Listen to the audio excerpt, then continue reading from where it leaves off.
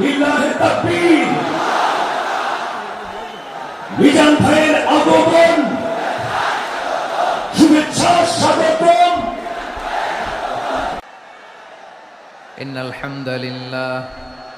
إن الحمد لله نحمده ونستعينه ونستغفره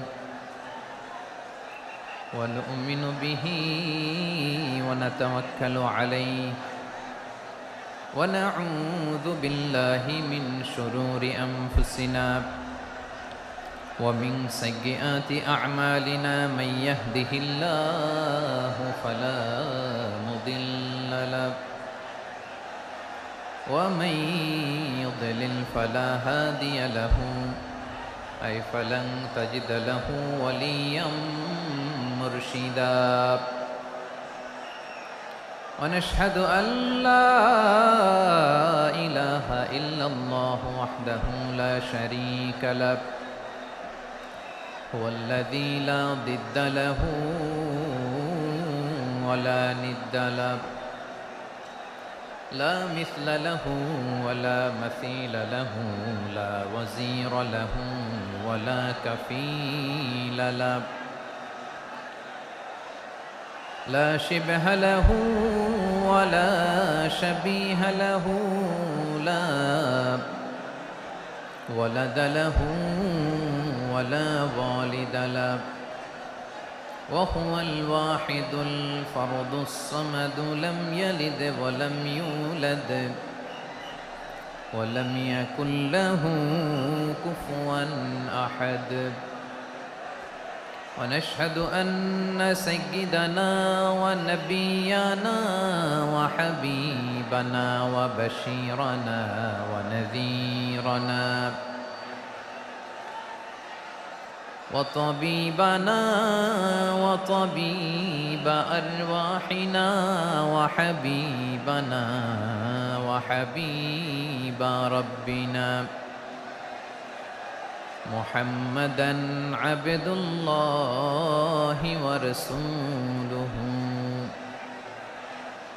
أرسله بالحق بشيرا ونذيرا وداعيا إلى الله بإذنه وسراجا منيرا أما بعد فقد قال الله تعالى في كلامه المجيد وفي فرقانه الحميد أعوذ بالله من الشيطان الرجيم بسم الله الرحمن الرحيم ولقد كرمنا بني آدم وحملناهم في البر والبحر ورزقناهم من الطيبات وفضلناهم على كثير ممن خلقنا تفضيلا إن الله وملائكته يصلون على النبي يا أيها الذين آمنوا صلوا عليه وسلموا تسليما اللهم صل على محمد وعلى آل محمد كما صليت على إبراهيم وعلى آل إبراهيم إنك حميد مجيد اللهم بارك على محمد وعلى آل محمد كما باركت على إبراهيم وعلى آل إبراهيم إنك حميد مجيد সকল প্রশংসার মালিককে, সকল ক্ষমতার উৎসকে। কেউ যেটা পারে না পারে কে, কেউ যেটা দেখে না দেখে কে?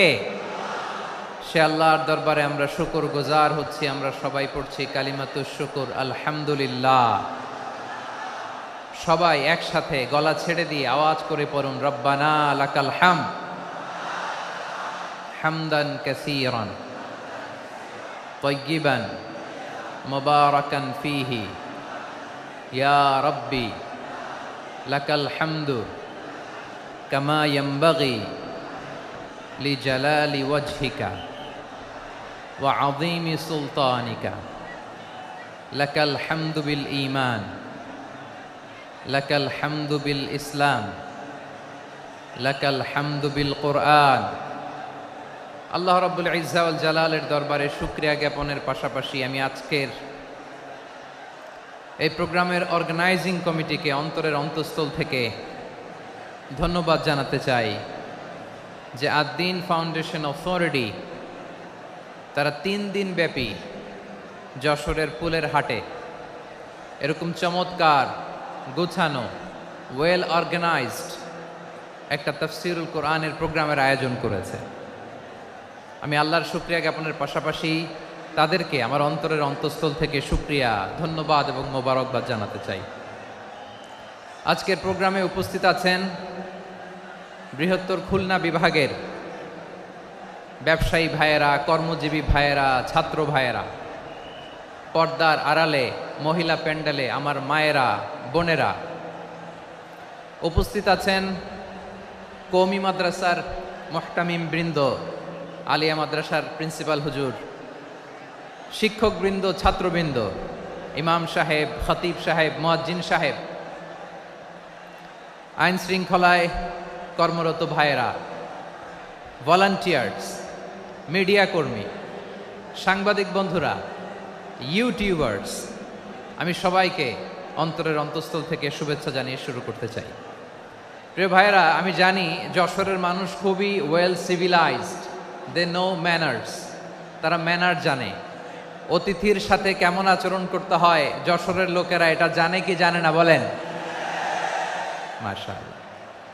স্টেজ থেকে ইনস্ট্রাকশন আসলে সেটা শুনতে হবে, না শুনলে আমিও বলতে পারবো না, আপনারাও উপকৃত হবেন না। কোটি কোটি টাকা ব্যয়, অনেক পরিশ্রম সাপেক্ষে, অনেক ওয়েল ডিজাইন করে ওনারা প্রোগ্রাম করেছেন। শেষ অধিবেশন যদি আপনারা ধাক্কা ধাক্কি বিশৃঙ্খলা করেন, বঞ্চিত হব, আমরা বঞ্চিত হব, আপনারা বঞ্চিত হবেন। মিডিয়া কর্মীদের মাধ্যমে দেশে বিদেশে কোটি কোটি দর্শক তারা বঞ্চিত হবে। আর যদি একটা নীরব, নিস্তব্ধ, নিঝুম পরিবেশ আমাকে উপহার দেন, আমি জনগুরুত্বপূর্ণ, যেটা রাষ্ট্রের জন্য গুরুত্বপূর্ণ, যেটা সামাজিকভাবে আমাদের জন্য গুরুত্বপূর্ণ, আমার ব্যক্তি জীবনের জন্য গুরুত্বপূর্ণ, গোটা মানবতার জন্য গুরুত্বপূর্ণ, এরকম কিছু বার্তা আজকের এই ঐতিহাসিক যশোরের প্রোগ্রামে আমি রাখতে চাই ইনশাআল্লাহ।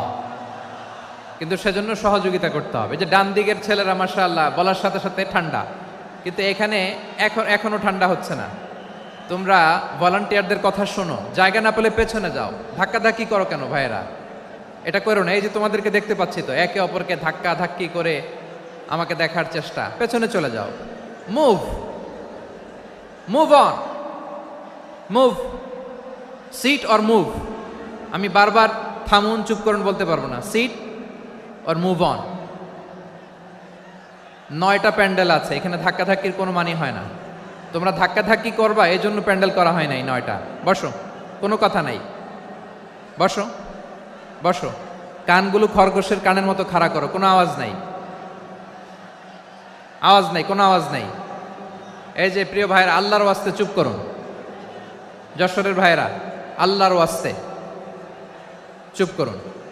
আমি 10 থেকে 0 গুনবো, এরপরে যদি আওয়াজ হয় চলে যাব, আমি চলে যাব, কিন্তু কোনো আওয়াজ নাই।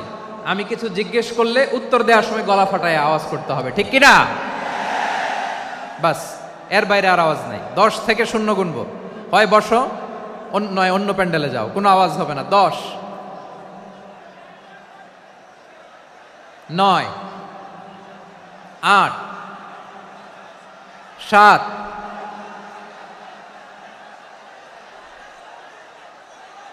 6 5 4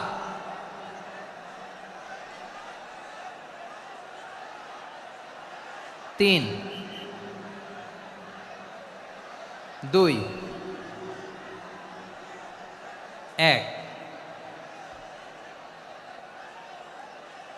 শূন্য। প্রিয় ভাইয়েরা, অনেক আলোচনা হয়েছে 3 দিন ব্যাপী। দেশ বরেণ্য প্রথিতযশা ওলামায়ে হজরতের মুখে আপনারা অসংখ্য কথা শুনেছেন। আমলের জন্য এগুলোই যথেষ্ট, নতুন করে আমার বলার কিছুর দরকার নাই। নতুন করে উপস্থাপনের মতো বলার মতো আমার কাছে কিছু নাইও। যা বলার 1500 বছর আগে আল্লাহ তাআলা উম্মাকে বলে দিয়েছেন, ঠিক কিনা? এমন কিতাব দান করেছে যে কিতাবে ভুল নাই, যতই পড়ি ততই শেখা যায়। বিয়ন্ডলেস, বাউন্ডলেস, বটমলেস, কুল কিনারা নাই, কুল কিনারাবিহীন সাগর। পড়েন সুবহানাল্লাহ। গত 3 দিন ধরে স্কলাররা যে সমস্ত বিষয় কোরআন সুন্নাহর আলোকে আলোচনা করেছে, আমরা যেন সেগুলোর উপর আমল করতে পারি। আল্লাহ তৌফিক দান করুক, আমরা পড়ি আমিন। আসুন এখানে আসার বসার এই প্রোগ্রামে অংশগ্রহণ করার উদ্দেশ্যকে, নিয়াতকে আমরা খালেস করে নেই। আজকে আমরা যা শুনবো শিখবো আমলের নিয়তে শুনবো, ঠিক কিনা বলেন? শেষ পর্যন্ত নীরবতা বজায় রাখবো। আমি উঠবো, আপনারা উঠবেন। এর আগে ওঠা যাবে না। স্কেজিউলে একটু চেঞ্জ এসেছে, এশার সালাত হয়নি। আমার আলোচনার পরপরই আজান হবে। এশার সালাতে আমরা জামাতে অংশগ্রহণ করে একসাথে বিদায় নেব ইনশাল্লাহ। বলেন। বিশৃঙ্খলা করলে আমার বুঝাতে, পয়েন্টগুলো শেয়ার করতে দেরি হবে। আর এই যে এরকম নীরব নিস্তব্ধ থাকলে সুবিধা হবে। আল্লাহর ওয়াস্তে বি স্মার্ট।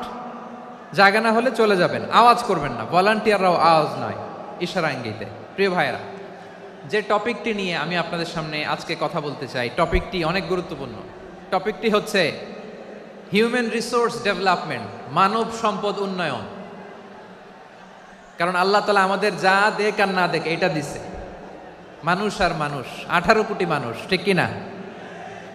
এই 18 কোটির জনসংখ্যার দেশে বসবাস করে আমরা খুশি না বেজার? খুশি হইতে হবে, বেজার হইেন না। জাপানের খবর জানেন? তাদের গ্রোথ রেট নিচের দিকে, উল্টো। জনসংখ্যা নাই, বাচ্চা নিলে, সন্তান নিলে গভর্নমেন্ট তাদের টাকা দেয়। আমাদেরকে আল্লাহ তাআলা দয়া করে, মায়া করে এই সম্পদটা দিয়েছেন। এই মানব সম্পদকে যেন আমরা কাজে লাগাই ইনশাআল্লাহ। পড়েন সবাই। হিউম্যান রিসোর্স ডেভেলপমেন্ট অনেক জনগুরুত্বপূর্ণ বিষয়, খুব সেন্সিটিভ বিষয়। বুঝতে হবে যশোরের স্মার্ট ছেলেরা, এই যে আমি যাদেরকে দেখতে পাচ্ছি, all are the Gen Z of Jashore. যারা জেন জি, ওরা স্মার্ট, ওরা ইশারা ইঙ্গিতে কাজ করে। এই যে পুরো গদি উল্টায় দিছে, ঠিক কিনা? 24-এর ছাত্র নাগরিক অভ্যুত্থান আমাদের দেখিয়ে দিচ্ছে কিভাবে চোখের ইশারায় গদি উল্টে দিতে হয়। তো এই জেনজিদের নিয়ে বসেছে, ওরা তো স্মার্ট, ওরা ডিস্টার্ব করবে না। মেহরবানি করে আমার সাথে কানেক্ট করো, 1 to 1, brain to brain, eye to eye contact করো আমার সাথে। তাকাও, কষ্ট হলো আমার দিকে তাকাও, আওয়াজ করা যাবে না, আমার দিকে তাকাও। প্রিয় ভাইয়েরা,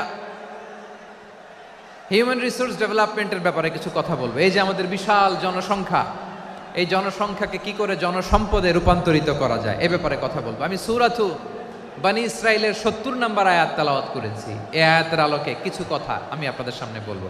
আল্লাহ তাআলা ইরশাদ করছেন, ওয়ালাকাদ কাররামনা বনী আদম ওয়া হামালনাহুম ফিল বাররি ওয়াল বাহরি ওয়া রাযাকনাহুম মিনাত তাইয়্যিবাত ওয়া ফাদ্দালনাহুম আলা কাসীরিম মিম্মান খালাকনা তাফদীলা।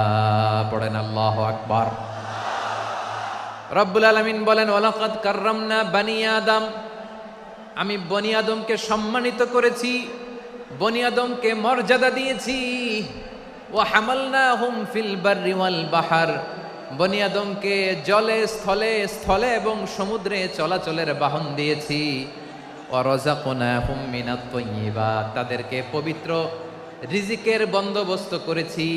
ওয়া ফাদ্দালনাহুম আলা কাসীরিম মিম্মান খালাকনা তাফদীলা, আর আমি আল্লাহ যাদেরকে সৃষ্টি করেছি তাদের মধ্য থেকে বনি আদমকে আমি শ্রেষ্ঠ বানিয়েছি।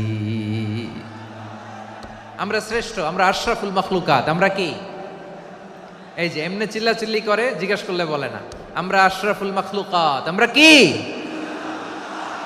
শ্রেষ্ঠ, সবার চেয়ে সেরা। আমাদের মতো করে আল্লাহ কাউকে বানায় নাই। দুই পায়ে ভর করে শির দ্বারা এরকম স্ট্যান্ড রেখে মাথা উঁচু করে দাঁড়াতে পারে এরকম কোন প্রাণী পৃথিবীতে আছে? এজন্য আল্লাহ বলেন ওয়ালাকাদ কাররামনা বানি আদম, আমি বনি আদমকে সম্মানিত করেছি, তাদেরকে আমি মর্যাদা দিয়েছি। তাদেরকে আমি যত মর্যাদা দিয়েছি আমার কোন সৃষ্টিকে এত মর্যাদা দেই নাই। পড়েন সুবহানাল্লাহ। I have dignified the status of the sons of Adam. আদমের সব সন্তানের মর্যাদা আমি বাড়িয়েছি। আল্লাহ এখানে বলেননি ওয়ালাকাদ কাররামনাল মুমিনিন, আমি মুমিনের মর্যাদা বাড়িয়েছি, বলেছেন? আল্লাহ এখানে বলেন নাই ওয়ালাকাদ কাররামনাল মুসলিমিন, আমি মুসলিমের মর্যাদা বাড়িয়েছি। আল্লাহ বলেছেন ওয়ালাকাদ কাররামনা বানি আদম, আমি বনি আদমের সম্মান বাড়িয়েছি। হোক সে মুমিন কিংবা কাফের, মুসলিম কিংবা মুশরিক, আস্তিক কিংবা নাস্তিক, আরব কিংবা অনারব, যেই হোক না কেন আদম সন্তান সবগুলার মর্যাদা বাড়ায় দিয়েছে কে? সবার মর্যাদা আল্লাহ বাড়িয়েছে। মানুষ হিসেবে মর্যাদা। বিশ্বনবী সাল্লাল্লাহু আলাইহি ওয়াসাল্লাম ইহুদির লাশ দেখে দাঁড়িয়ে গেলেন। কার লাশ? আমার যশোরের ভাইয়েরা আওয়াজ করে বলুন, কার লাশ? ইহুদির লাশ দেখে দাঁড়ায় গেলেন। সাহাবারা বললেন ইয়া রাসূলুল্লাহ, আপনি দাঁড়ালেন যে, এটা তো ইহুদির লাশ। বিশ্বনবী বললেন আওয়ালাইসাত নাফসান, এটা কি মানুষ নয়? এটা হোক ইহুদি হোক খ্রিস্টান, এটা তো মানুষ। আমি মানুষ দেখে দাঁড়িয়েছি। আই স্যালিউট দ্য হিউম্যানিটি, আমি মানবতাকে সম্মান করেছি। পড়েন সুবহানাল্লাহ। তাহলে এই জমিনে মানুষের মর্যাদা বেশি, হোক আস্তিক হোক নাস্তিক, হোক মুমিন কিংবা কাফের। আদমের সন্তান হলে, মানুষ হলেই তার মর্যাদা বাড়িয়েছে কে? আমার কলিজার টুকরা যশোরের ভাইয়েরা, মানুষের মর্যাদা আল্লাহ এত বাড়িয়েছেন, মানুষ জীবিত থাকলেও যেমনি মর্যাদাবান, মরে গেলেও মর্যাদাবান। সুবহানাল্লাহ পড়েন। মানুষ মরে গেলে এই ডেড বডিটা কি হয়? পচে যায়, গলে যায়, মাটির সাথে মিশে যায়। তাই বলে আপনি ডেড বডির সাথে যাচ্ছে তাই করতে পারবেন না। পারবেন? কেউ যদি অন্যায় করে তাকে যদি আপনি শাস্তির আওতায় আনেন, যা মনে চায় করতে পারবেন না। তারা আগুন দিয়ে পোড়াতে পারবেন না, নাক কাটতে পারবেন না, কান কাটতে পারবেন না, অঙ্গ বিকৃতি করতে পারবেন না। কারণ মানব জাতির মর্যাদা স্বয়ং দিয়েছে কে? ডেড বডি পচে যাবে, গলে যাবে। তারপরে ইসলাম বলে না, খবরদার, এই মরা লাশটারও একটা মর্যাদা আছে না নাই? ইসলাম বলে এই লাশটা গলে যাবে, পচে যাবে, কিন্তু এটার অমর্যাদা করো না। কর্পূর দিয়ে, খেজুর পাতা দিয়ে এটাকে ওয়ার্ম ওয়াটার দিয়ে, গরম পানি দিয়ে ধৌত করো। সাদা শুভ্র ধবধবে কাপড় দিয়ে লাশটাকে তুমি কাভার করো। তারপরে খাটিয়ার মধ্যে লাশটাকে রেখে বিশাল একটা প্রোগ্রাম করো, একটা ফিউনারাল প্রোগ্রাম করো। ওই প্রোগ্রামের ডানে বায়ে পেছনে লাশটারে রাখলে হবে না, প্রোগ্রামের একেবারে সামনটাতে তুমি লাশটাকে রাখো। সুবহানাল্লাহ। একটা ফিউনারাল প্রোগ্রাম করতে হবে, তাকে শেষ বিদায় জানাতে হবে, যেটাকে আমরা জানাজা বলি। কি বলি? জানাজা মানে মাইয়েতের জন্য দোয়া, তার জন্য দোয়া করা হয়। তাকে একটা সিস্টেমেটিক অর্ডারে কবরে রাখা হয়, সুন্দরভাবে সেটাকে কবরস্থ করা হয়, মাটি দেয়া হয়, পানি দেয়া হয়। তার মানে মরে গেলেও মানুষের সম্মান বাড়ায় দিয়েছে কে? এজন্য আল্লাহ বললেন ওয়ালাকাদ কাররামনা বানি আদম, বনি আদমের সম্মান মর্যাদা আমি আল্লাহ বাড়িয়ে দিয়েছি। মানুষের সম্মানে তুমি কখনো আঘাত করো না, ঠিক কিনা? তাহলে ভাই, প্রথম মেসেজ হচ্ছে, the first and foremost message tonight to the people of Jessore. আল্লাহ বলেন I have dignified the status of son of Adam, আমি বনি আদম সবার মর্যাদা বাড়িয়ে দিয়েছি। হোক আস্তিক নাস্তিক, হোক কাফের কিংবা মুশরিক, তার মর্যাদা বাড়াই দিছে কে? যখন বন্যা হয় আমরা ত্রাণ নিয়ে যাই, আমরা শুধু মুসলমানদেরকে ত্রাণ দেই নাকি? হ্যাঁ, আমরা মুসলমানকেও দেই, অমুসলমানকেও দেই, হিন্দুকেও দেই, বৌদ্ধকেও দেই। যেখানেই মানবতা বিপন্ন সেখানে ইসলামের হেল্পিং হ্যান্ড আছে না নাই?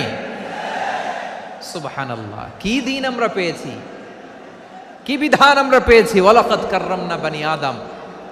আমি বনি আদমকে সম্মানিত করেছি। এরপর আল্লাহ বললেন ওয়া হামালনাহুম ফিল বাররি ওয়াল বাহার, মানুষকে স্থলে এবং সমুদ্রে চলাচলের বাহন আমি দিয়েছি।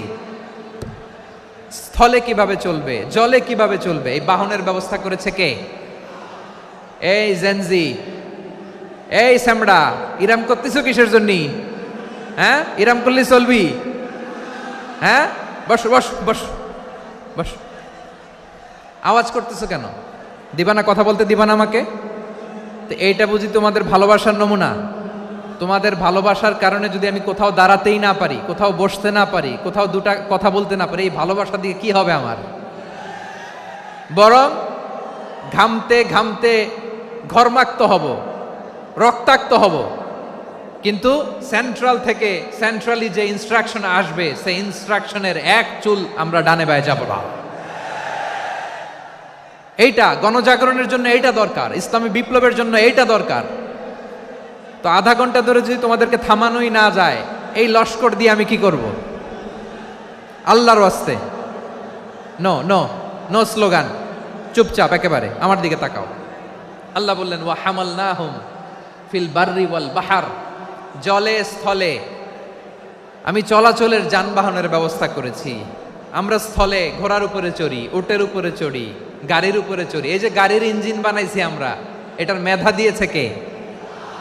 আবার সাগরের মধ্যে আমরা নৌযান, জলযান, বড় বড় জাহাজ দিয়ে এক মহাদেশ থেকে আরেক মহাদেশ যাই, এক দেশ থেকে মালামালগুলো আরেক দেশে পাঠাই। সাগরের ভেতরে নৌকাগুলোরে ধরে রাখলো কে? ওয়াল ফুলকিল্লাতি তাজরি ফিল বাহরি বিমা ইয়ানফাউন নাস, মানুষের উপকার আছে এরকম সরঞ্জামাদি নিয়ে সাগরের উপরে বিশাল বিশাল জলযানগুলো চলে। এগুলো ডুবে যায় না, কাত হয়ে যায় না, পড়ে যায় না। এগুলোকে স্থিতিস্থাপকতাকে ঠিক করে রাখলো কে? আপনারা জাহাজ দেখেছেন? জাহাজ, হ্যাঁ, বাড়ি চট্টগ্রাম হইলে দেখতে পারতেন। দেখছেন? বিশাল বিশাল জাহাজ, বিশাল জাহাজ মালামাল নিয়ে এক মহাদেশ থেকে আরেক মহাদেশে যায়। গত মাসে আমার জাপান সফর ছিল। এই যে বাংলাদেশে যে গাড়িগুলো চালান, বেশিরভাগ গাড়ি আসে কিন্তু জাপান থেকে। হাজার হাজার গাড়ি একটা জাহাজ বহন করতে পারে, হাজার হাজার গাড়ি। এটারে সাগরের মধ্যে ভাসাইলো কে? সবাই বলুন, ভাসালো কে? হাজার হাজার গাড়ি নিয়ে জাপানিজ গাড়িগুলো আমাদের চট্টগ্রামের এয়ারপোর্টের বন্দরে ভিড়ে। যুক্তরাষ্ট্রে আমি দেখেছি বিশাল বিশাল জাহাজ। আপনারা টাইটানিক জাহাজের নাম শুনেছেন? টাইটানিকেরও 8 গুণ 10 গুণ বড়। সুবহানাল্লাহ কইবেন না? টাইটানিক জাহাজের 8 গুণ 10 গুণ বড় একটা জাহাজ আছে, আইকন অফ দ্য সি, আমি দেখে এসেছি। রয়্যাল ক্যারিবিয়ান দেখে এসেছি। সাগরের সামনে জেটিতে যখন দাঁড়ালাম, জাহাজটা যখন যায়, আমার মনে হচ্ছে একটা শহর, গোটা শহর, the entire city is floating on the water. পুরো একটা শহর মনে হয় পানির উপর দিয়ে ভেসে যাচ্ছে। পড়েন সুবহানাল্লাহ। এই যে আইকন অফ দ্য সি, এই ক্রুজ, এই জাহাজটা, এটার ভিতরে স্টেডিয়াম আছে। কিসের ভিতরে স্টেডিয়াম? কথা বুঝে নাই বোধহয়। স্টেডিয়াম কিসের ভিতর? সুইমিং পুল আছে, শপিং মল আছে, রেস্টুরেন্ট আছে, ক্লাব আছে, 3000 4000 রুম বিশিষ্ট, কক্ষ বিশিষ্ট হোটেল আছে। এই সবগুলোর নিয়ে এগুলো চলে সাগরের এই দোলার মধ্যে, জলোচ্ছ্বাসের মধ্যে। এই সাগরের ভেতরে এই জাহাজগুলোর ভাষায় রাখছে কে? সূরাতুর আর রহমানে আল্লাহ তাআলা বললেন ওয়ালাহুল জাওয়ারিল মুনশাআতু ফিল বাহরি কাল আ'লাম ফাবিআইয়ি আলা, সবাই পড়েন, ফাবিআইয়ি আলাই রাব্বিকুমা তুকাযযিবান। পাহাড় সম বড় বড় জাহাজগুলো মাল বোঝাই করে সাগরের মধ্যে ভেসে বেড়ায়। এগুলো দিয়ে মালামাল বহন করা যায়, মানুষরা এক দেশ থেকে আরেক দেশে যায়। এই জাহাজগুলোর সাগরের ভেতরে ভাসায় রাখলো কে?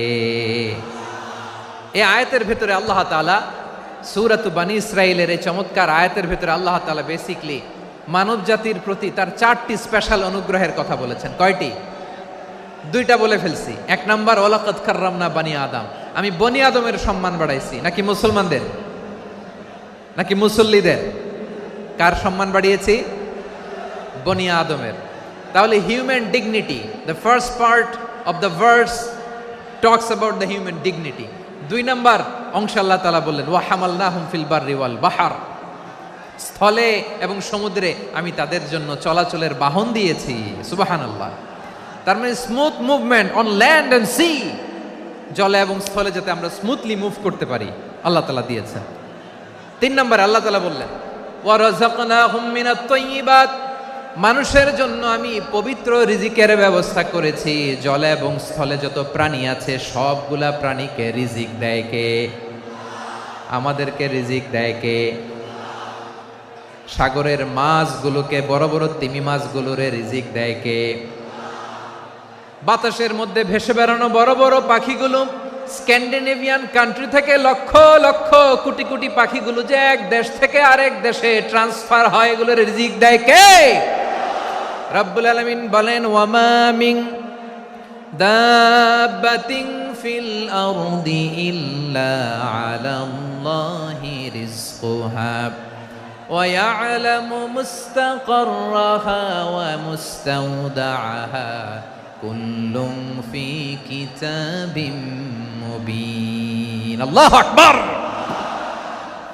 রব্বুল আলামিন বলেন ভূপৃষ্ঠে বিচরণশীল যত প্রাণী আছে সব প্রাণীগুলোকে আমি আল্লাহ আমার নিজের কুদরতে রিজিকের বন্দোবস্ত করি। এই প্রাণীগুলো কোথায় থাকে, কোথায় যায়, সব জায়গায় আমি রিজিক পৌঁছে দেই। রিজিক কেউ দিতে পারে না, রিজিকের মালিক কে? রিজিকের মালিক তিনি আল্লাহ। এজন্য আল্লাহ তাআলা বললেন ওয়া রাযাকনাহুম মিনাত তাইয়্যিবাত। এরপরে আল্লাহ বললেন ওয়া ফাদ্দালনাহুম আলা কাসীরিম মিম্মান খালাকনা তাফদীলা। আমি যত প্রাণী সৃষ্টি করেছি সকল প্রাণীর মধ্যে মানুষের মর্যাদা শ্রেষ্ঠত্ব আমি দিয়েছি। সুবহানাল্লাহ পড়েন। তাহলে এক নম্বরে আল্লাহ বললেন আমি বনি আদমের মর্যাদা বাড়ালাম। এরপরে বললেন স্থলে এবং সমুদ্রে চলাচলের জন্য যানবাহন দিলাম। তিন নম্বরে আল্লাহ বললেন পবিত্র রিজিকের ব্যবস্থা করে দিলাম। এরপরে আল্লাহ বললেন যত প্রাণী আছে, সৃষ্টি আছে, সবগুলার উপরে আমি মানুষকে শ্রেষ্ঠত্ব দিলাম। সুবহানাল্লাহ। তাহলে সবচেয়ে বেশি শ্রেষ্ঠত্ব মানুষের। কার? মানুষের। শুধু তাই নয় প্রিয় ভাইরা, আকাশ এবং জমিনে যা কিছু আছে সবকিছু মানুষের জন্য, মানুষের কল্যাণে, মানুষের প্রয়োজনে, মানুষের বশীভূত করে সৃষ্টি করেছেন কে? রব্বুল আলামিন বলেন হুয়াল্লাযী খালাকা লাকুম মা ফিল আরদি জামিআ। এই জমিনের মধ্যে যা কিছু আমি আল্লাহ সৃষ্টি করেছি সব কিছু আমি মানুষের জন্য সৃষ্টি করেছি। পড়েন সুবহানাল্লাহ। হুয়াল্লাযী খালাকা লাকুম মা ফিল আরদি জামিআ, যা আছে সব আমাদের জন্য, সব আমাদেরকে সার্ভিস দেওয়ার জন্য, আমাদের উপকারের জন্য, আমাদের কল্যাণের জন্য। আওয়াজ করে সবাই পড়ুন আল্লাহু আকবার। অন্য আয়াতে আল্লাহ বললেন ওয়াসাখখারা লাকুম মা ফিস সামাওয়াতি ওয়া মা ফিল আরদি জামিআম মিন ইন্না ফি যালিকা লাআয়াতিন লিকাউমি ইয়াতাফাক্কারুন।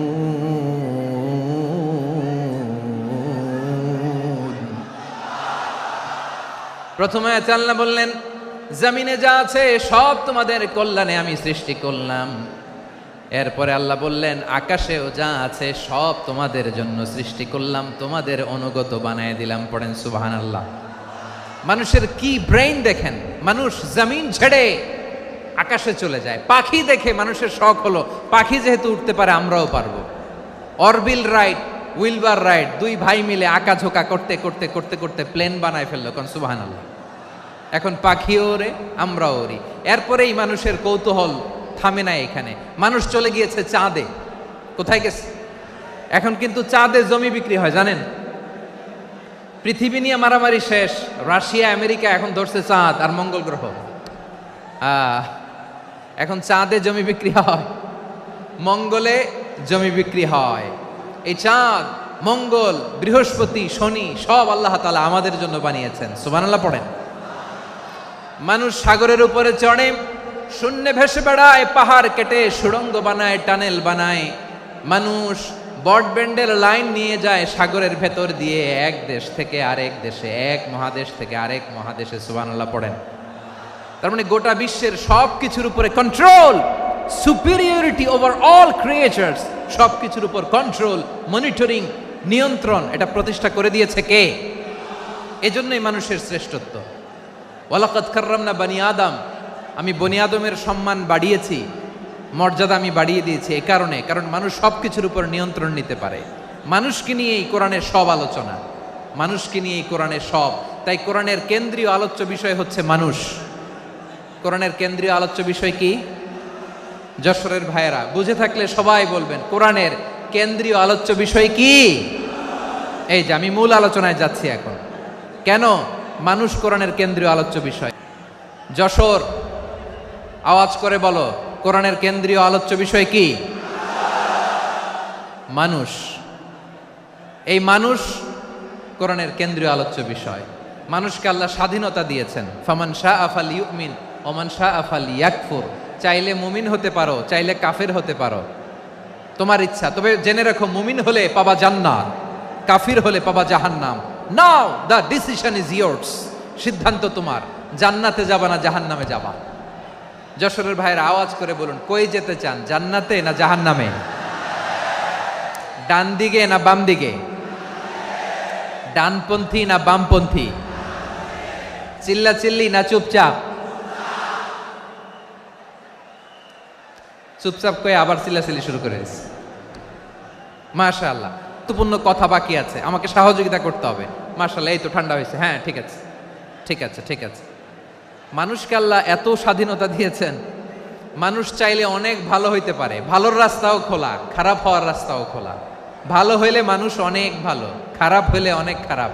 ভালো হইলে সবচেয়ে ভালো, খারাপ হইলে সবচেয়ে খারাপ।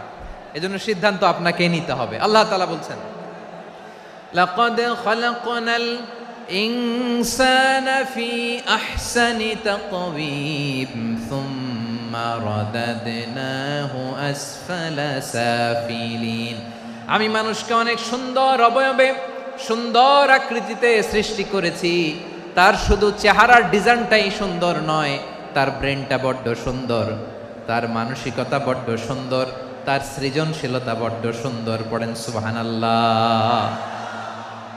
আমাদের চেহারা, অবয়ব, ডিজাইন যে সুন্দর তা না, আমাদের ব্রেনটা অনেক সফিস্টিকেটেড ব্রেন, অনেক সফিস্টিকেটেড। এই 1.5 কেজি ব্রেন ইউজ করে মানুষ গোটা বিশ্বে সভ্যতা বিনির্মাণ করেছে, ঠিক কিনা? এই ব্রেন আল্লাহ তাআলা আমাকে দিয়েছে। এটারে কাজে লাগালে, আপনার 6 সেন্স কাজে লাগালে আপনি অনন্য মানুষ হয়ে উঠবেন, মহামানবে রূপান্তরিত হবেন। মানুষ হতে পারে, চাইলেই মহামানব হতে পারে। আবার যদি মানুষ চায় খারাপও হতে পারে। আল্লাহ বললেন শুধু ভালোই না, ভালো হতে চাইলে অনেক ভালো তুমি হতে পারো, আবার খারাপ হতে চাইলে অনেক খারাপ তুমি হতে পারো। সুম্মা রাদাদনাহু আসফালা সাফিলিন। খারাপ হলে একেবারে খারাপ হতে পারো, নিকৃষ্ট হলে একেবারে নিকৃষ্ট হতে পারো, ভালো হলেও ভালো হতে পারো। কোন সুবহানাল্লাহ। এবার আওয়াজ করে বলুন, ভালো হতে চাই না খারাপ? শ্রেষ্ঠ না নিকৃষ্ট? মানুষ ভালো হলে মানুষ ফেরেশতার চেয়েও ভালো, মানুষ খারাপ হলে সে পশুর চেয়েও খারাপ। কথা ঠিক কিনা বলেন? ভালো হলে ফেরেশতার চেয়েও ভালো, খারাপ হলে পশুর চেয়েও নিকৃষ্ট। তার মানে শ্রেষ্ঠত্বে, মানুষ শ্রেষ্ঠত্বে ফেরেশতাকে হার মানায়, আর অধপতনে শ্রেষ্ঠত্বে ফেরেশতাকে ছাড়িয়ে যায়, আর অধপতনে পশুকেও হার মানায়। আই রিপিট, আমি আবারও বলছি, মানুষ শ্রেষ্ঠত্বে ফেরেশতাকে ছাড়িয়ে যায়, আর অধপতনে সে পশুকেও হার মানায়। আওয়াজ করে বলতে হবে ঠিক কিনা? এটার প্রমাণ কি? মানুষ শ্রেষ্ঠ হইলে যে ফেরেশতার চেয়েও সেরা, তার প্রমাণ কি? আল্লাহ তাআলা বলছেন, ওয়া ইয কুলনা লিল মালাইকাতি ইসজুদু লিআদাম ফাসাজাদু ইল্লা ইবলিস আবা ওয়াস্তাকবারা ওয়া কানা মিনাল কাফিরিন। আল্লাহ বলেন, স্মরণ করো সে সময়ের কথা যখন আমি ফেরেশতাদেরকে বললাম, ও ফেরেশতারা আদমকে সেজদা দাও।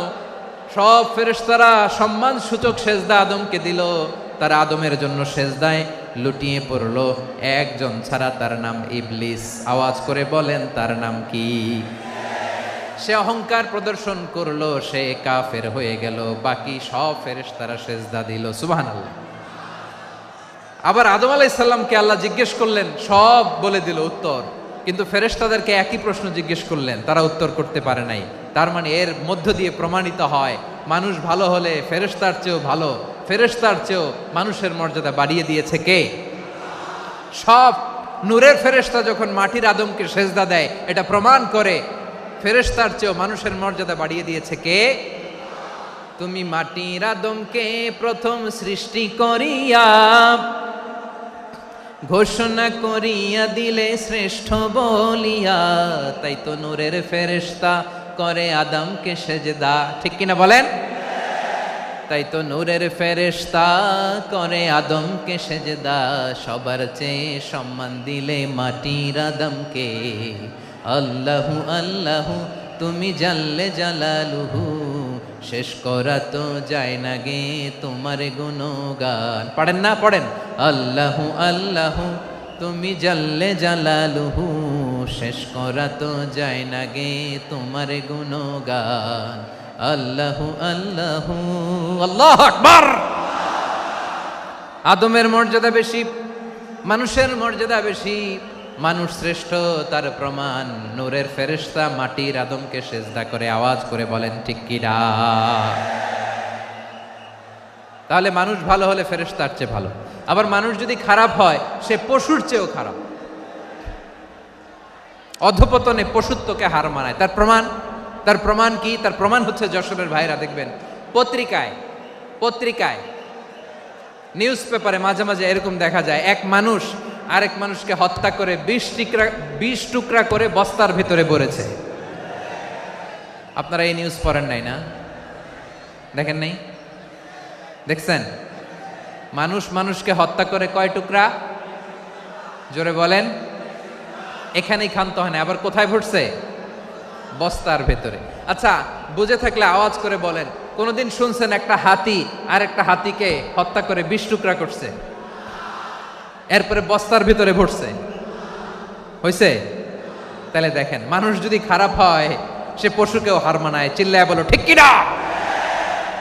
এমনও দুশ্চরিত্র মানুষ আছে যার নজর থেকে 6 মাসের ছোট্ট মেয়ে থেকে শুরু করে 80 বছরের বৃদ্ধারাও নিরাপদ নয়।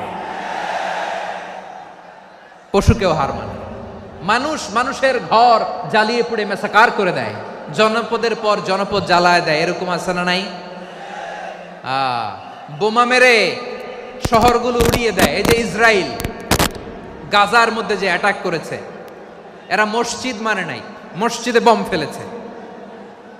এরা খ্রিস্টানদের চার্চ, গির্জা মানে নাই, গির্জায় বম ফেলেছে। পৃথিবীর ইতিহাসে never happened in the history of the world that someone bombed on a hospital, on a ICU center. এমন হাসপাতাল যেখানে আইসিইউর রোগীরা আছে, ওই হাসপাতালের উপরও ইসরায়েলি সৈনিকেরা বোমা মেরেছে। জোরে বলেন ঠিক কিনা? এরা মানুষ? আওয়াজ করে বলেন, এরা মানুষ না। প্রিয় ভাইয়েরা, চোখ কান নাক মুখ থাকলেই মানুষ না।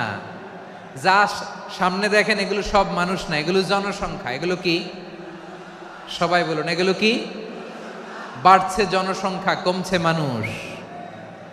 বাড়ছে জনসংখ্যা, কমছে।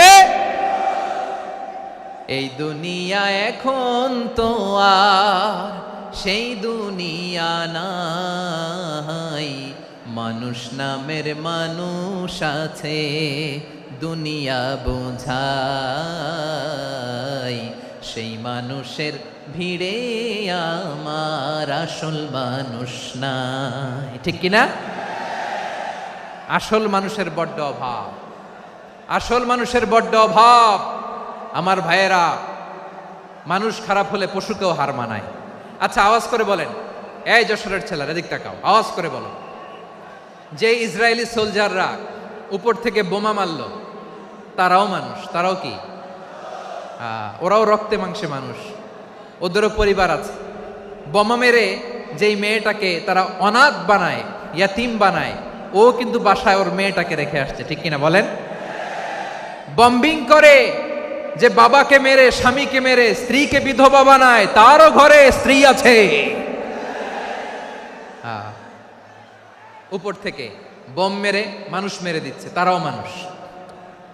1945 সালের 6ই আগস্ট আমেরিকান সোলজাররা হিরোশিমায় বোম মেরেছে। আমি নিজে দেখে এসেছি জাপানের হিরোশিমাতে। সকাল 8:15 মানুষ কেউ অফিসে যাচ্ছিল, কেউ খেতে খামারে কাজ করতে যাচ্ছিল। লিটল বয় নামে একটা বোম মেরেছে তারা। এই বোমের আঘাতে, পারমাণবিক এই বোমার রেডিয়েশনে আঘাতে বোম ব্লাস্ট হওয়ার পরে মুহূর্তের মধ্যে 1,40,000 নাই। উপর থেকে যারা মারতেছে এরাও মানুষ, যাদেরকে মারলো তারাও। তার মানে মানুষে মানুষে পার্থক্য আছে না? নেই, মানুষে মানুষে পার্থক্য আছে। নাক কান চোখ মুখ থাকলেই মানুষ নয়। বাড়ছে জনসংখ্যা, কমছে মানুষ, চিল্লায় বলো ঠিক কিনা? তাহলে আমরা বুঝলাম মানুষ ভালো হলে অনেক ভালো, খারাপ হলে অনেক খারাপ। ও আমার কলিজার টুকরা যশোরের ভাইয়েরা, আসুন না 3 দিন ব্যাপী এই তাফসিরুল কোরআনের ঐতিহাসিক প্রোগ্রাম থেকে আমরা সিদ্ধান্ত নেই, আমরা ভালো মানুষ হব নাকি খারাপ মানুষ হব। কলিজা থেকে, প্রাণ থেকে আওয়াজ করে সবাই বলুন, ভালো মানুষ নাকি খারাপ মানুষ? ভালো মানুষ হইতে হবে। ভালো মানুষ যারা জগৎটাকে এনলাইটেন করবে, যারা এনলাইটেন করবে, যারা সত্যের বীর সেনানী হয়ে দাঁড়াবে, যারা সত্যের পক্ষে কথা বলবে, যারা জালিমের মসনদকে ভেঙে খান খান করে দেবে, এরকম হওয়ার দরকার আছে না নাই? এরকম ভালো মানুষ আমরা হতে চাই কি চাই না?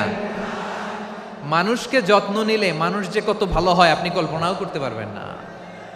এই যে আপনাদের যশোরে যে ভালো ছেলেগুলো আছে, যে ভালো তরুণগুলো আছে, যে যুবকগুলো আছে, যে ভালো আলেমরা আছে, ভালো নেতারা আছে, সবাই যদি তাদের মতো হতো, পুরো যশোরটা একটা জান্নাতের টুকরা হয়ে যেত। আওয়াজ করে বলেন ঠিক কিনা?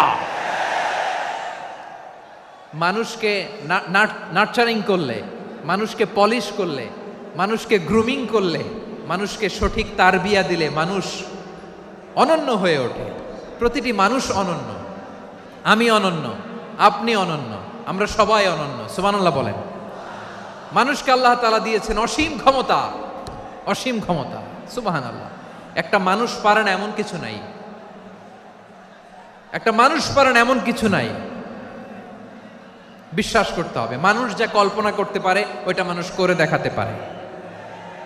যশোরের ভাইয়ের, আই রিপিট, আমি আবারও বলছি, এই চিল্লাচিল্লি করলে আমার এই গুরুত্বপূর্ণ কথা তোমরা মিস করবা, মিস করবা। কপাল পড়া হয়েও না, আওয়াজ করে কপাল পড়া হবে না। আমার দিকে তাকাও। মানুষ, মানুষ যা কল্পনা করতে পারে সেটা মানুষ করে দেখাতে পারে। তুমি তোমার কল্পনার রাজ্যকে সাজাও, তোমাকে হারাতে পারে এমন কোন শক্তি আল্লাহর জমিনে নাই। তোমার কি শক্তি, কি সম্ভাবনা তুমি জানোই না মিয়া। তুমি এদিকে তাকাও কেন? তোমার রাস্তা তো ওই দূরে। তুমি কোথায় যাবে, আল্লাহ তোমার টেনে কোথায় নিয়ে যাবে তুমি কিছুই জানো না। প্ল্যান বিগ, ড্রিম বিগ, কল্পনার শক্তিকে বড় করো। মানুষ যা কল্পনা করতে পারে মানুষ তা করে দেখাতে পারে। মানুষের কাছে অসাধ্য কিছু নাই, মৃত্যু ছাড়া, অ্যাকসেপ্ট ডেথ, মৃত্যু ছাড়া মানুষ সবকিছুকে জয় করতে পারে। মৃত্যু ছাড়া যে কোনো অসাধ্যকে সাধন করার ক্ষমতা মানুষকে দিয়ে দিয়েছে কে? হারার জন্য তোমার জন্মই হয় নাই, তোমার জন্ম হয়েছে জিতার জন্য, বিজয়ের জন্য তোমার জন্ম। মানুষের শুরুটাই হয় বিজয় দিয়ে। যশোর, আওয়াজ করে বলো, মানুষের শুরু হয় কি দিয়ে? আমরা যখন আমার পিতার পৃষ্ঠদেশে ছিলাম, পিতার পৃষ্ঠদেশ থেকে শুক্রাণু যখন মায়ের গর্ভদেশে যেয়ে পড়ে, কতটা শুক্রাণু ভ্রমণ শুরু করে জানো? 20 কোটি শুক্রাণু। একবার সিমেন আউট হলে সেখানে 20 কোটি শুক্রাণু থাকে, ভ্রমণ শুরু করে। ওই 20 কোটি শুক্রাণুর মধ্য থেকে তুমি আমি আজকে এক বিকশিত শুক্রাণু মানব রূপে পৃথিবীতে এসেছি। সুবহানাল্লাহ। ওই 20 কোটি শুক্রাণুর প্রতিযোগিতায় সবাইরে পেছনে ফেলে সেদিন আমি সফল হয়েছিলাম, সেদিন আমি বিজয়ী হয়েছিলাম। সেদিন আমি এত ছোট ছিলাম, মাইক্রোস্কোপ দিয়েও আমার অস্তিত্ব টের পাওয়া যায় না। আমি এত তুচ্ছ ছিলাম, নগণ্য ছিলাম, আমার কান ছিল না, আমার চোখ ছিল না, আমার হাত ছিল না, আমার জন্য রিকমেন্ডেশন করার মতো মামু ছিল না, খালা ছিল না, কেউ ছিল না। তারপরেও ওই প্রতিযোগিতায়, ওই কম্পিটিশনে যখন আমারে কেউ হারাতে পারে নাই, আল্লাহর জমিনেও আমারে কেউ হারাতে পারে না। হারার জন্য তোমার জন্মই হয় নাই, তুমি আসছোই জিতার জন্য। সুবহানাল্লাহ। বিশ্বনবী বলেন, আন্নাসু মাআদিন কামাআদিনি যাহাবি ওয়াল ফিদ্দা খিয়ারুহুম ফিল জাহিলিয়াতি খিয়ারুহুম ফিল ইসলাম। Peoples are like mines of gold and silver. সোনার খনি, রূপার খনি, এর চেয়েও বড় খনি হচ্ছে এই মানব সম্পদের খনি। আওয়াজ করে বলেন আল্লাহু আকবার। আল্লাহ তাআলা এই সম্পদ আমাদেরকে দিয়েছে। বিশ্বনবী বলেন, মানুষ হচ্ছে খনির মতো। খিয়ারুহুম ফিল জাহিলিয়াতি খিয়ারুহুম ফিল ইসলাম। জাহিলি যুগে যারা সেরা, ইসলামেও তারা সেরা। ইদা ফাকুহু, যদি তারা বুঝবান হয় তাহলে তাদেরকে সেরা বানায় দিবে কে? তাহলে মানুষের চেয়ে সেরা কেউ হতে পারে? মানুষের চেয়ে অনন্য কেউ হতে পারে? মানুষকে কেউ হারাতে পারে? আওয়াজ করে বলো, তোমাকে কেউ হারাতে পারবে? এই সাহস জাগছে আজকের আলোচনা থেকে। আমি তুমি অনন্য, আমাকে তোমাকে হারায় দেওয়া এত সহজ না, ঠিক কিনা? একটা কথা জীবনের সাথে সেট করে নিতে হবে, আমি জিতি নয় শিখি, আমি কখনো হারি না। জীবনের সাথে সেট করে নাও, জেনজি অফ জেসর, আমি কখনো হারি না, আমি হয় জিতি নয় শিখি। চিল্লায় বলো ঠিক কিনা?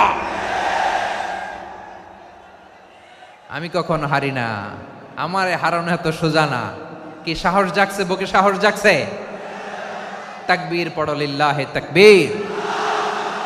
তাহলে বিশ্বনবী বললেন, নাসু মাআদিন, মানুষ হচ্ছে খনি। এই ধাক্কা ধাক্কি আমি জানি এগুলো ভালোবাসার ধাক্কা ধাক্কি, এজন্য আমি সহ্য করে নেই। এগুলো যে ভালোবাসার ধাক্কা ধাক্কি এটা আমরা বুঝি। পৃথিবীর কোনো আইন, সিকিউরিটি, প্রটোকল দিয়ে এটারে মানানো যাবে না, কারণ এটা তো ভালোবাসা, লাভ।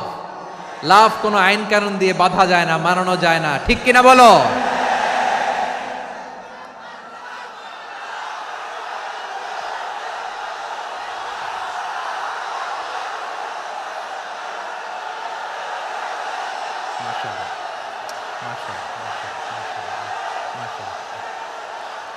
ঠিক আছে, বসুন বসুন বসুন। আল নাসু মাআদিন, মানুষ হচ্ছে খনি। এই খনির যত্ন নিতে হবে। আমার মা বাবা যারা এসেছেন, আপনার ছেলে মেয়ের যত্ন নেন। আপনার ছেলের মধ্যে যে কি পটেনশিয়াল আপনি জানেন না। আপনার এই ছোট্ট অবুজ ছেলেটাই আগামী দিনের শায়েখ আহমদুল্লাহ হবে। আপনার হেফজখানায় পড়া ওই ছোট্ট ছেলেটাই আগামী দিনের আল্লামা মামুনুল হক হবে। আপনার ওই ছেলেটা আমির হামজা হবে, আব্দুল হাই সাইফুল্লাহ হবে। এভাবে বড় বড় আলেম হবে, তারা যুগশ্রেষ্ঠ আলেম হবে। সেই একদিন এই বাংলাদেশের পার্লামেন্টে যে বক্তব্য দিয়ে যশোরের পক্ষে কথা বলবে। আপনি জানেন না, কাউকে ছোট করবেন না আপনি। ওর কনফিডেন্স আপনি কমাবেন না, আপনি কমাতে পারেন না। প্যান্ডেলে আমার যে মা বোনেরা আছেন, ছেলে মেয়েদেরকে কখনো ছোট করে কথা বলবেন না। ও যে কোথায় যাবে আপনি জানেন না। আপনি মা হয়ে তাকে সাহস দিবেন, তার কল্পনার জগৎটাকে সাজাতে তাকে উৎসাহিত করবেন, ঠিক কিনা বলেন? আর আমার প্যান্ডেলের আমার প্রিয় শ্রদ্ধাশীলা মায়েরা বোনেরা, আপনারা তো আরো দামি সম্পদ। বিশ্বনবী বলেন, আর দুনিয়া কুল্লুহা মাতা। আল্লাহ আল্লাহ আল্লাহ। বিশ্বনবীর কথার ওজন দেখেন, আর দুনিয়া কুল্লুহা মাতা ওয়া খায়রু মাতা'আদ দুনিয়াল মারআতুস সালিহা। বিশ্বনবী বলেন, দুনিয়ায় যা দেখো সব আল্লাহর দেওয়া অ্যাসেট, মানে সম্পদ। আর এত অ্যাসেটের ভিড়ে সবচাইতে শ্রেষ্ঠ সম্পদ হচ্ছে নেককার নারী। সুবহানাল্লাহ। ভাইয়েরা বোনের সাথে খারাপ আচরণ করো না, সন্তান মায়ের সাথে খারাপ আচরণ করো না। আমাদের মায়েরা আমাদের asset, they are our priceless asset. কারণ এই মায়েদের পেটে এসেছে আল্লাহর ওলিরা, এই মায়েদের পেটে এসেছে খান জাহান আলী, এই মায়ের পেটে এসেছে শাহজালাল ইয়ামানি, এই মায়ের পেটে এসেছে আল্লাহর সব নবীরা। নাকি নবীরা আকাশ থেকে ধপ করে জমিনে নেমে আসছে? মায়ের পেটে আসছে। এই মায়ের পেটগুলো খনি। আমার সম্মানিতা মায়েরা, বোনেরা, নিজেকে ইসলাম দিয়ে সাজান, নিজেকে ইসলাম দিয়ে সাজান, নিজেকে পবিত্র রাখুন, নিজের আব্রু ইমান ইজ্জতের হেফাজত করুন, কোরআন পড়ুন, সুন্নাহ পড়ুন। আপনি জানেন না আপনার গর্ভে কে আসছে, কোন ক্ষণজন্মা পুরুষকে আল্লাহ তাআলা আপনার গর্ভে পাঠাবে, আপনি জানেন না। মায়েরা, নিজেদেরকে পবিত্র রাখুন, ইসলাম চর্চা করুন, কোরআন চর্চা করুন, নৈতিকতা দিয়ে নিজেকে সাজান। যশোরের জেনজি, নিজেদেরকে প্রস্তুত রাখো আগামীর বাংলাদেশের জন্য। নৈতিকতা, মোরালিটি, ভ্যালিউজ দিয়ে নিজেকে সাজাও, ইসলাম দিয়ে নিজেকে সাজাও, কারণ আগামীর বাংলাদেশ ইসলামের বাংলাদেশ। বাংলাদেশের আসল পরিচয় ইসলাম। বাংলাদেশের আসল পরিচয় কি? সবাই বলে না। বাংলাদেশের আসল পরিচয় কি? এই ইসলাম নিয়ে আমরা সংসদ ভবন সাজাবো, রাজি আছি না নাই? শেকড় ভুলে যাওয়া যাবে না। আমরা ধাপে ধাপে শারিয়া আইনের দিকে যাব ইনশাআল্লাহ, কিন্তু জঙ্গিবাদ দিয়ে নয়, কট্টরপন্থা দিয়ে নয়। আমরা ইন্টেলেকচুয়ালি, গ্রাজুয়ালি, ধাপে ধাপে শারিয়া আইনের দিকে মুভ করব ইনশাআল্লাহ। বলো লিল্লাহি তাকবীর। এদেশের আসল পরিচয় সবাই বলে না, আওয়াজ করে, এদেশের আসল পরিচয়।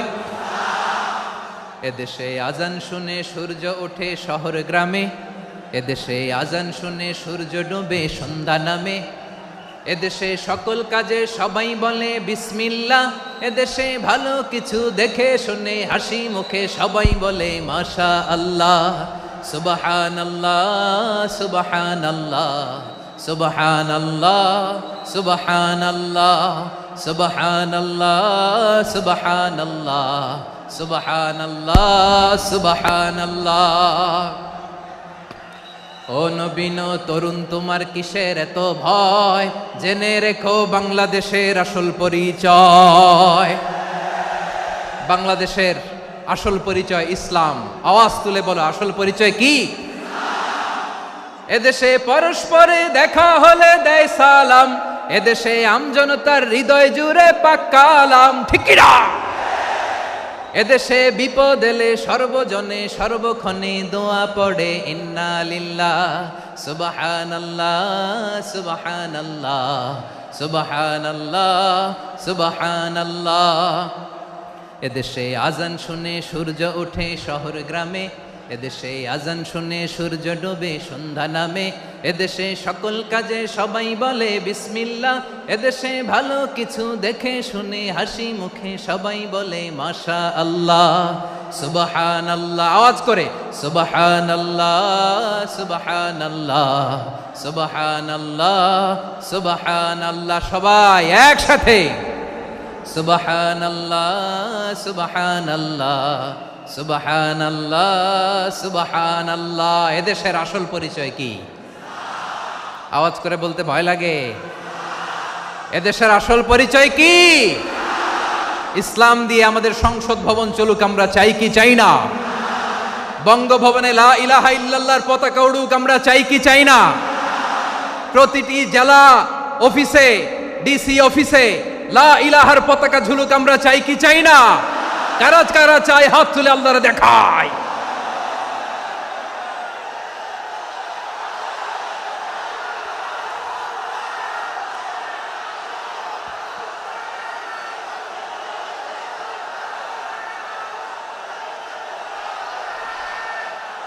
মাশাআল্লাহ, মাশাআল্লাহ, মাশাআল্লাহ, মাশাআল্লাহ।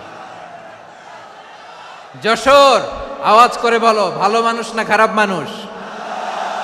বুঝে বলছো তো? মানুষ ভালো হলে যে কত ভালো। এই মানুষকে যত্ন নিলে, মানুষকে মানুষ বানালে যে সে কি হতে পারে শুনবা? হ্যাঁ, নাকি মোনাজাত দিয়ে দিব? শুনবা? তাহলে থামতে হবে। থামো, আমি যখন বলবো থামো থামো, তাকবীরের সময় দিলে তাকবীর, থামো থামো। মানুষকে যত্ন নিলে, এদিকে এদিকে, ড্রোন নামায় ফেলো, হয়েছে, ড্রোনের ফুটেজ হয়ে গেছে, এবার ড্রোন নামায় ফেলো, আমার দিকে তাকাও। মানুষকে, তোমরা এদিক সেদিক তাকালে তো গুরুত্বপূর্ণ পয়েন্ট মিস হয়ে যাবে। এদিকে এদিকে, হ্যাঁ ঠিক আছে, এদিকে। মানুষকে যত্ন নিলে মানুষের মধ্যে যারা কি পটেনশিয়াল রেখেছে, আমি জাপানের দুইটা উদাহরণ দেই। জাপানের এভাবে এভাবে হবে,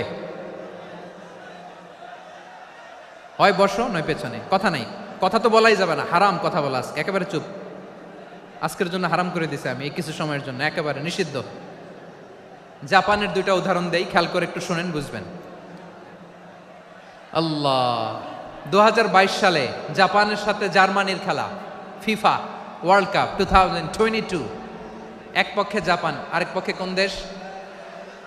কথা শোনে নাই। এক পক্ষে কোন দেশ, আরেক পক্ষে সবাই, এক পক্ষে আরেক পক্ষে। ওই খেলায় জিতেছিল জাপান, জিতেছিল 22 সালের এই ফিফা ওয়ার্ল্ড কাপে জাপান ফুটবল খেলায় জিতে, as a part of their celebration তারা খেলার পরে পুরো স্টেডিয়ামটারে ক্লিন করে, the fan base of Japan, lakh lakh মানুষ খেলা দেখতে যায়, তো এত ডাস্টবিনও তো নাই, তো যারা ডাস্টবিনে জায়গা পায় নাই তারা এই যে চকলেটের প্যাকেট, পানির বোতল, চিপসের প্যাকেট তারা এদিকে সেদিকে রেখে দিয়েছে। জাপানের ভক্তরা, জাপানের ফলোয়াররা, as a part of their celebration তারা খেলার পরে পুরো স্টেডিয়ামের সব ময়লা আবর্জনা ক্লিন করে তারপরে বিদায় নিয়েছে।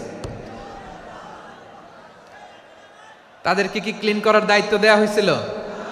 এই যশোর, জাপানের যে ছেলেরা খেলা দেখতে গেছিল ওদেরকে কি ক্লিন করার দায়িত্ব দিছিল? তারা কি স্টেডিয়ামের পরিচ্ছন্নতা কর্মী? তাদের আকল, তাদের সিক্স সেন্স তাদেরকে বলেছে। ছোটবেলা থেকে জাপান গভর্নমেন্ট ওদেরকে এত পরিচ্ছন্নতা শেখায়, ক্লিনলিনেস অ্যাওয়ারনেস ক্যাম্পেইন করায়। ক্লাসে আমি দেখেছি, ক্লাসে নিজের বেঞ্চ নিজে মুছে, ক্লাসের মাঝখানে একটা সময় দেয়, নিজের টেবিল নিজে মুছে, নিজের ক্লাসরুমটা নিজে পরিষ্কার করে, রাস্তাঘাটে একটা ধুলা নাই, ময়লা নাই, একটা টিস্যু নাই। খেলার পরে গোটা বিশ্বকে তাক লাগিয়ে দিয়েছে। জাপানের ফ্যানরা সবার রেখে যাওয়া গার্বেজ, টিস্যু, বোতল পরিষ্কার করে তারপরে স্টেডিয়াম থেকে বিদায় নিয়েছে। আমরা কেন এমন হইতে পারলাম না? আমরা কেন এমন হইতে পারলাম না? জাপানের যারা এগুলো করছে ওদের 3টা করে চোখ না? চোখ তো 3টা, জাপানো লাগো, জাপানো লাগো, হাত তো 4টা, কান তো 6টা, হ্যাঁ? নাকি আমার মতো 2 হাত 2 কানওয়ালা মানুষ? চোখে দেখলে ওটা মানুষ না। চিন্তা করছেন? তার মানে জাপানিজদেরকে যে গ্রুমিং করে শিখানোর মাধ্যমে পরিচ্ছন্ন বানানো গেছে, ওরা যেমনি মানুষ আমরাও মানুষ, আমাদের সন্তানদেরকে শেখালে তারাও পারবে। পারবে কিনা? 2 নম্বর উদাহরণ বলি। চট্টগ্রাম ফেনীতে যারা গিয়েছেন, মেঘনা গোমতী ব্রিজ প্রকল্প নাম শুনছেন? মেঘনা একটা ব্রিজ পার হওয়া লাগে, এই মেঘনা গোমতী, এখানে 3টা ব্রিজ কাঁচপুর সহ, এই 3টা ব্রিজের নির্মাণ কাজ, রেনোভেশনের কাজ দেয়া হয়েছিল জাপানের একটা কোম্পানিকে। কাকে? জাপানের কোম্পানি। নির্মাণ শেষে 738 কোটি টাকা বেঁচে গেছিল, এটা গভর্নমেন্টের হাতে দিয়ে তারা বিদায় নিয়েছে। কত টাকা? 738 কোটি টাকা। যত প্রাক্কলিত ব্যয় নির্ধারণ করা হয়েছে সব টাকা সরকার, তৎকালীন সরকার 2019-এর সরকার, কারা ছিল তো জানেন? এই 2019-এর সরকার তাদেরকে দিয়েছে। তারা রিনোভেশন নির্মাণ শেষে 738 কোটি টাকা অতিরিক্ত বেঁচে গেছিল, এটা আবার গভর্নমেন্টের হাতে বুঝাই দিয়ে তারা বিদায় নিচ্ছে। আমরা কেন এমন হইতে পারলাম না? জাপানের ওরাও মানুষ, আমরাও মানুষ, তার মানে মানুষে মানুষে পার্থক্য আছে না নাই? আচ্ছা, জাপানের 2টা উদাহরণ দিলাম, এবার আমার দেশের 2টা উদাহরণ দিব না? বাংলাদেশের 2টা উদাহরণ দিই। 1 নম্বর উদাহরণ, গত সপ্তাহে আপনারা জানেন কক্সবাজার আমার একটা প্রোগ্রাম ছিল, তো হেলিকপ্টারে গিয়েছিলাম। ফেনী জেলা যখন পার হচ্ছি আমি দেখলাম 3টা উইন্ডমিল। উইন্ডমিল চিনেন তো? বিশাল পিলার, 3টা 4টা পাখা থাকে, বায়ু বিদ্যুৎ কেন্দ্র, বাংলাদেশের প্রথম বায়ু বিদ্যুৎ কেন্দ্র এটা। মুহুরী প্রজেক্ট বলে এটার, সম্ভবত মুহুরী প্রজেক্ট। তো সাগরের বাতাসের ঝাপটায় এটা ঘুরে এনার্জি হয়, ইলেকট্রিসিটি উৎপাদন হয়। তো আমি পাইলটকে বললাম, ভাই এগুলো থেকে কেমন ইলেকট্রিসিটি উৎপাদন হয়? কয় হুজুর একটু হয় না, কিছুই হয় না। কিছুই হয় না মানে? বলে হুজুর বাংলাদেশে যত উইন্ড মিল আছে এটার পাখা একটাও ঘুরে না। আল্লাহ, বলেন কি? তাহলে এই যে কোটি কোটি টাকা ব্যয় করে যে উইন্ড মিল, কয় হুজুর ভিতরে ফিটফাট, উপরে ফিটফাট, ভিতরে সদরঘাট। তার মানে কোটি কোটি টাকা দিয়ে এই উইন্ড মিল বানায়, এখানে কিছু নাই, দুর্নীতির আড্ডাখানা, আখড়াখানা বাংলাদেশ, ঠিক কিনা বলেন? হায় রে, জাপানিজরাও মানুষ, আমরাও মানুষ। আমার এক নিকটাত্মীয় সরকারি চাকরিজীবী, তিনি আমাকে বললেন, বাংলাদেশের আরেকটা উদাহরণ দেই। উনি আমাকে বললেন যে প্রতি বছর আমাদের অফিসের ফার্নিচার চেঞ্জ করে। আমি বললাম প্রতি বছর ফার্নিচার চেঞ্জ করে কেন? বলে যে ফার্নিচার নতুন পারচেজ করলেই তো ওইখানে টাকা, নতুন কিনতে পারলেই টাকা, নতুন উন্নয়নের সবক শোনাতে পারলেই টাকা। প্রথম আলোর রিপোর্ট, কি আলো? প্রথম আলোর রিপোর্ট, গত 15 বছরে উন্নয়নের নামে লুটপাট হয়েছে প্রায় 3.25 লাখ কোটি টাকা। কার রিপোর্ট? আমাদের বানানো কথা। প্রথম আলোর রিপোর্ট। গত 15 বছরে কারা ছিল জানেন তো? হ্যাঁ, শুধু ওনাদেরকেই দোষ দিয়ে লাভ নাই। স্বাধীনতার পর থেকে শুধু শাসকের হাত বদল হয়েছে, আমরা কিছু পাই নাই, ঠিক কিনা বলেন? শুধু ওনাদের দোষ দিয়ে কি লাভ? একদল খাইছে, আরেক দল খাওয়ার জন্য রেডি হয়ে আছে। আমরা এরকম চাই না, জনগণকে ফুটপাতে বসাই দিস। প্রিয় ভাইয়েরা, তাহলে জাপানের মানুষও মানুষ, আমরাও মানুষ। সিদ্ধান্ত আপনার, কোন মানুষ হবেন, ভালো মানুষ না খারাপ মানুষ?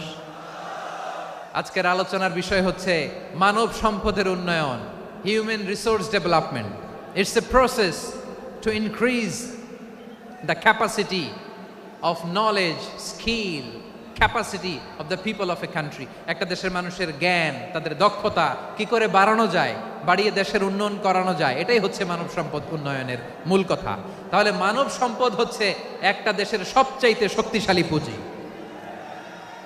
প্রাকৃতিক সম্পদ, খনিজ সম্পদের চেয়েও দামি হচ্ছে মানব সম্পদ। আমার প্রিয় যশোর, প্রাকৃতিক সম্পদ, খনিজ সম্পদের চেয়ে দামি সম্পদ কি সম্পদ? আল্লাহ তাআলা দয়া করে আমাদেরকে এই মানব সম্পদ দিয়েছেন।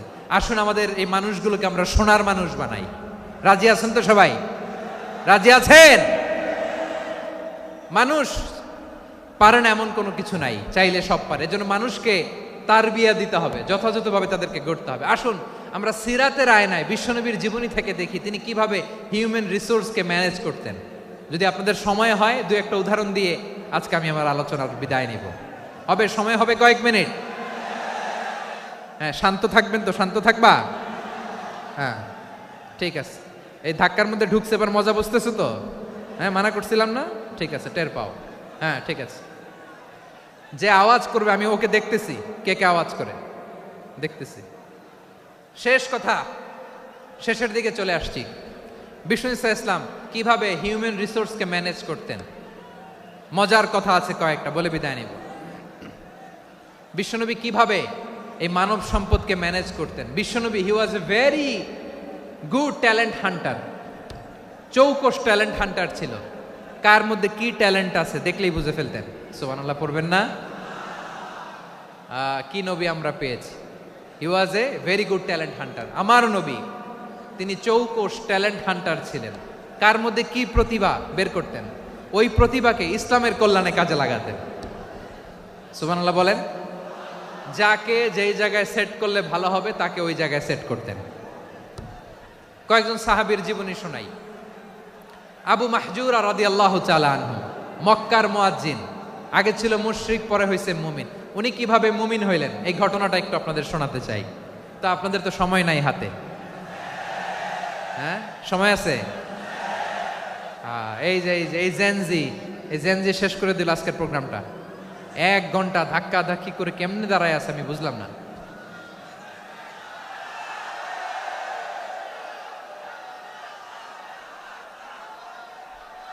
না না, তাকবির না, চুপ করতে হবে। What I need, you stop, just shut up, চুপ। হ্যাঁ, ঠিক আছে, এভাবে। আবু মাহজুরা রাদিয়াল্লাহু তাআলা আনহু কিভাবে মুসলিম হলেন, আওয়াজ করে শুনেন। হুনাইনের যুদ্ধ 8ম হিজরি, বিষ্ণু ইসলাম হুনাইনের যুদ্ধ শেষে ফিরতেছেন, পথিমধ্যে বেলাল রাদিয়াল্লাহু তাআলা আনহু, এই যে আবার কথা, আই রে আল্লাহ রে, এখানে ধাক্কা ধাক্কি কেন? চলে যাও, পেছনে যাও, যাও পেছনে যাও। কি আজীব তামাশা, যেখানে যায় এখানে ধাক্কা ধাক্কি, মারামারি, গায়ের উপরে কাঁধের উপরে শাউটিং। অনেক গুরুত্বপূর্ণ কথা পয়েন্ট করে নিয়ে আসে যে বলবো, এই শাউট করার কারণে প্রোগ্রামটাই নষ্ট করে দেয়। আসছে আমার ভালোবাসা দেখাইতে, প্রোগ্রামটাই শেষ করে দিয়ে চলে যায়। স্টপ, আবার কথা বল, স্টপ। হুনাইনের যুদ্ধে 8ম হিজরি, কত হিজরি? সবাই বলেন না একটু, কত হিজরি? 8ম হিজরিতে হুনাইনের যুদ্ধে রাসূল সাল্লাল্লাহু আলাইহি ওয়াসাল্লাম ফিরে আসতেছেন মদিনায়। পথিমধ্যে বেলাল রাদিয়াল্লাহু তাআলা আনহু আজান দিচ্ছেন। কি দিচ্ছেন? তো পাশে ছিল মুশরিকদের একটা পল্লী, কিছু মুশরিক তরুণ, কিছু অমুসলিম কিশোর, তারা আজানকে ব্যঙ্গ করতেছে, আমাদের বাংলায় মুখ ভেঙ্গানো বলে আর কি। বেলাল রাদিয়াল্লাহু তাআলা আনহু আজান দিচ্ছেন, ওই বাচ্চাগুলো মুশরিক, তো ওরা আজানকে ব্যঙ্গ করতেছে, বিকৃতি করে ওরাও আজান দিচ্ছে। উদ্দেশ্য হচ্ছে আজানকে নিয়ে ঠাট্টা করা। উদ্দেশ্য কি? ঠাট্টা করা। ব্যাপারটা মনে কষ্ট পাওয়ার মতো ব্যাপার না? কিন্তু বিশ্বনবী ওইখানে দেখেন কি খুঁজলেন। বিশ্বনবী খেয়াল করলেন অমুসলিম কিশোরদের মধ্য থেকে একটা কিশোরের গলাটা বড় দরাজ গলা, কণ্ঠটা বড় সুন্দর। খেয়াল করে দেখলেন যে কিছু কিশোর বেলালের আজানকে ব্যঙ্গ করে, বিকৃতি করে, কিন্তু একজনের কণ্ঠ দেখতে পাচ্ছেন না এত দূরে, কিন্তু কণ্ঠটা বড় সুন্দর, দরাজ গলা। বিশ্বনবী সাহাবীদেরকে বললেন, ধরো এগুলারে, ধরো। সবগুলারে ধরে বিশ্বনবীর সামনে আনা হলো। ওরা হাঁটু গেড়ে বসলো। বিশ্বনবী বললেন, তোমাদের মধ্যে কে যেন ব্যঙ্গ করে আজান দিচ্ছিল, তার গলাটা বড় উঁচু, গলার বেসটা বড় মজবুত, মেলোডিয়াস, সুমধুর কণ্ঠ। কে? আবু মাহজুরা বলে, আমার বন্ধুরা সবাই আমার দিকে আঙ্গুল দেখায়, আমি পড়ে গেছি বিপদে। রাসূল সাল্লাল্লাহু আলাইহি ওয়াসাল্লাম বাকি অমুসলিম তরুণদেরকে ছেড়ে দিলেন, বললেন তোমরা যাও। এবার আবু মাহজুরারে পাইছে। আবু মাহজুরার চুলের মধ্যে হাত দিলেন বিশ্বনবী, মাথায় হাত দিয়ে বললেন, এবার আজান দাও দেখি। আবু মাহজুরা বলে, আমি তো আজান দিতে জানি না, কারণ আমি তো বেলালেরটা শুইনা দিছি, আমার তো মুখস্থ নাই, আমি তো আজান দিতে জানি না। বিশ্বনবী বললেন, জানো না? তাহলে আসো, আমি তোমারে শিখাই দেই। সুবহানাল্লাহ পড়েন। আবু মাহজুরা হাঁটু গেড়ে বসে, বিশ্বনবীর মোবারক হাত আবু মাহজুরার চুলের মধ্যে। বিশ্বনবী আজানের মুআল্লিম আবু মাহজুরাকে বলতেছে, ঠিক আছে তোমারে শিখাই দিচ্ছি, আমি যা যা বলবো আমার সাথে সাথে বলো, পারবা? আবু মাহজুরা বলে, পারবো। বিশ্বনবী আজান দিচ্ছেন, মাথায় হাত দিয়ে আল্লাহু আকবার, আল্লাহু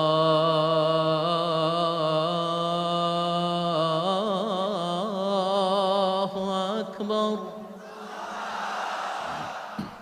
আবু মাহজুরা এই বাক্যটা পড়লেন। বিশ্বনবী দ্বিতীয় বাক্য পড়তে আরম্ভ করলেন, আল্লাহু আকবার, আল্লাহু আকবার।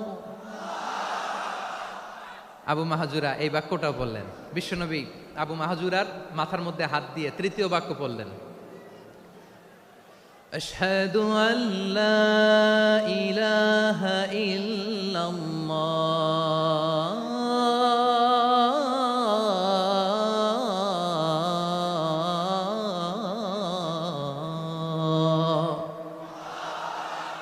আবু মাহজুরা তৃতীয় বাক্য পড়লেন। বিশ্বনবী একটা বাক্য পরে আবু মাহজুরা পরে, বিশ্বনবী পরে আবু মাহজুরা পরে। আবু মাহজুরা কিন্তু অমুসলিম, মুশরিক। আবু মাহজুরা বলে, এক একটা বাক্য পড়ি আমার কলিজাটা গলে ঠান্ডা হয়ে যায়। এতদিন মোহাম্মদকে গালি দিতাম, এখন মোহাম্মদ আমার মাথায় যখন হাত রাখছে আমার সারা শরীর ঠান্ডা হয়ে গেছে। বিশ্বনবী আজান শিখাচ্ছেন, একটা একটা বাক্য পড়ে আবু মাহজুরাও পড়ে, বিশ্বনবী পড়ে আবু মাহজুরাও পড়ে। পুরো বাক্যগুলো যখন শেষ, আজান শেষ, আবু মাহজুরাও যখন পুরো আজান পড়লেন, আবু মাহজুরা বললেন, এতদিন মোহাম্মদের চেহারা দেখলে আমার ঘৃণা লাগতো, আজ থেকে মোহাম্মদের চেহারার চেয়ে প্রিয় চেহারা আমার কাছে নাই। আবু মাহজুরা বললেন, ও মুহাম্মদ, আজানের বাক্য তো আপনি আমারে শেখালেন, এখানেই শেষ করবেন না, আপনি আমারে পড়ায় দেন লা ইলাহা ইল্লাল্লাহু মুহাম্মাদুর রাসূলুল্লাহ সাল্লাল্লাহু আলাইহি ওয়াসাল্লাম। বিশ্বনবীর সাথে দাঁড়িয়ে উনি শাহাদা পড়ে মুসলমান হয়ে গেলেন। এবার আবু মাহজুরা বলে, ইয়া রাসূলুল্লাহ, ইয়া হাবিবাল্লাহ, আমি মুমিন হয়েছি, মুসলমান হয়েছি, আপনার কাছ থেকে আজান শিখার সৌভাগ্য আমি লাভ করেছি গো নবী। আমার কণ্ঠের বড় তারিফ করেছেন, আপনি আমার আজানকে আপনি পছন্দ করেছেন। একটা জিনিস আপনার কাছে চাই, আপনি আমাকে মক্কার মসজিদুল হারামের মুয়াজ্জিন হিসেবে অ্যাপয়েন্ট করে দে। বিষ্ণু ইসা ইসলাম বললেন, যাও আবু মাহজুরা, আমি তোমাকে পৃথিবীর শ্রেষ্ঠতম মসজিদ মক্কার মসজিদুল হারামের মুয়াজ্জিন হিসেবে অ্যাপয়েন্ট করে দিলাম। দেখছেন কিভাবে ট্যালেন্ট হান্টিং করতে হয়, কিভাবে হিউম্যান রিসোর্স মানব সম্পদকে ব্যবহার করতে হয়। আসছিল আজানকে ভেঙাইতে, আসছিল কেন? আজানকে ব্যঙ্গ করার জন্য, বিকৃত করার জন্য। আজানকে বিকৃত করতে যে ইসলামের সবচেয়ে শ্রেষ্ঠ মসজিদের মুয়াজ্জিন হয়ে গেল। পড়েন সুবহানাল্লাহ। হযরত আবু মাহজুরা রাদিয়াল্লাহু তাআলা আনহু ওনার এই সুললিত কণ্ঠ ব্যবহার করে মসজিদুল হারামে এত সুন্দর করে আল্লাহু আকবার বলে আজান দিতেন, মানুষগুলোর, মুসল্লিগুলোর, মক্কাবাসীর হৃদয়কে তিনি বিগলিত করে দিতেন। মানুষের হৃদয়কে ঠান্ডা হয়ে যেত। শুধু এখানেই শেষ না আমার যশোরের ভাইয়েরা, বিশ্বনবী যখন সাইয়েদনা আবু মাহজুরা রাদিয়াল্লাহু তাআলা আনহুকে আজান শিখাচ্ছিলেন, বলেন তো বিশ্বনবীর হাতটা কোথায় ছিল? আবু মাহজুরার মাথার সামনে, এই চুলের উপরে ছিল। আবু মাহজুরা ওই স্মৃতিটাকে ধারণ করবার জন্য, ওই স্মৃতিকে বহন করার জন্য বিশ্বনবীর মোবারক হাত আবু মাহজুরার কপালের চুলের যেই জায়গায় লেগেছে, মৃত্যুর আগের দিন পর্যন্ত আবু মাহজুরা মাথার ওই চুলে কোনোদিন ছুরি আর কামার লাগায় নাই, সেখানে কেচি লাগায় নাই, চুলের মধ্যে খুর লাগায় নাই। আবু মাহজুরা ডান দিকের চুল কাটতো, বাম দিকের চুল কাটতো, পেছনের চুল কাটতো, সামনের চুল কাটতো না। আবু মাহজুরা রাদিয়াল্লাহু তাআলা আনহুর সামনের চুলগুলো বড় হতে হতে যখন এত বড় হয়ে যায়, তিনি চুলগুলো পেঁচিয়ে মাথার মধ্যে রাখতেন, তারপরে তিনি পাগড়ি পরতেন। সবাই জিজ্ঞেস করতো, আবু মাহজুরা, এটা আবার কেমন স্টাইল? দেখতে তোমারে কি বিদঘুটে লাগে, কেমন অড লাগে, কেমন খারাপ দেখা যায়। মক্কায় এমন কোন মানুষ তো দেখি নাই, ডানে চুল কাটে, বায়ে চুল কাটে, পেছনে চুল কাটে, সামনে কাটে না। ওরে আবু মাহজুরা, কেমন দেখা যায় তোমারে, তুমি সামনের চুল কাটো না কেন? আবু মাহজুরা বলে, আমি হাঁটু গেড়ে পেয়ারা নবীর সামনে বসেছিলাম, আমার এই মাথার চুলের মধ্যে মুবারক হাত লাগিয়ে বিশ্বনবী নিজে আমাকে আজানের প্রতিটা বাক্য শিক্ষা দিয়েছেন। বিশ্বনবীর মোবারক হাত, পবিত্র হাত আমার মাথার চুলের যেই জায়গায় লেগেছে, আমি চাই ওই চুলগুলা নিয়ে আমি আমার কবরের ভিতরে যাব। সাইয়েদনা আবু মাহজুরা রাদিয়াল্লাহু তাআলা আনহু ইন্তেকালের আগের পর্যন্ত মাথার সামনের চুলগুলা কাটে নাই। মাথার সামনের চুল তিনি কাটেন নাই। সুবহানাল্লাহি বিহামদি। কেমন ভালোবাসতেন বিশ্বনবী সাহাবীদেরকে, সাহাবারা কেমন ভালোবাসতেন বিশ্বনবীকে। সামনের চুলগুলো বড় হতে হতে এত বড় ছিল, পেঁচিয়ে রেখে পাগড়ি পরতেন, কাটতেন না। নবীর হাত লেগেছিল। সুবহানাল্লাহ পড়েন। তাহলে what is the lesson? Moral of the story কি? মোরাল অফ দ্য স্টোরি হচ্ছে, আসছিল আজানকে ব্যঙ্গ করার জন্য, বিকৃত করার জন্য, হয়ে গেল মসজিদুল হারামের মুয়াজ্জিন।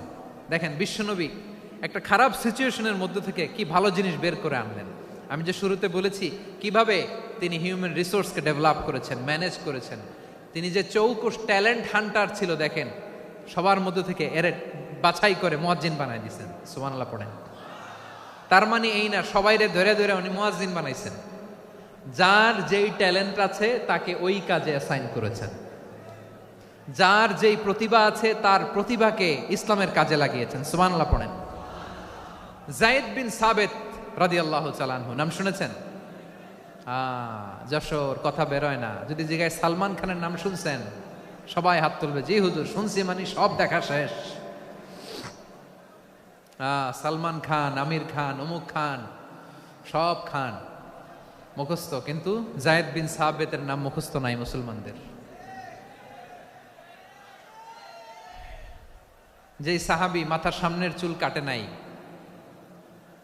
মসজিদুল হারামের মুয়াজ্জিন বানাইছেন বিশ্বনবী, ওই সাহাবীর নাম কি? খায়া ফেলাইস, স্লোগানের সাথে খায়া ফেলাইস। আবু মাহজুরা, কি নাম? আবু মাহজুরা আল জুমাহি রাদিয়াল্লাহু তাআলা আনহু। এই নামটা আজকে নিয়ে যাইতে হবে যশোর।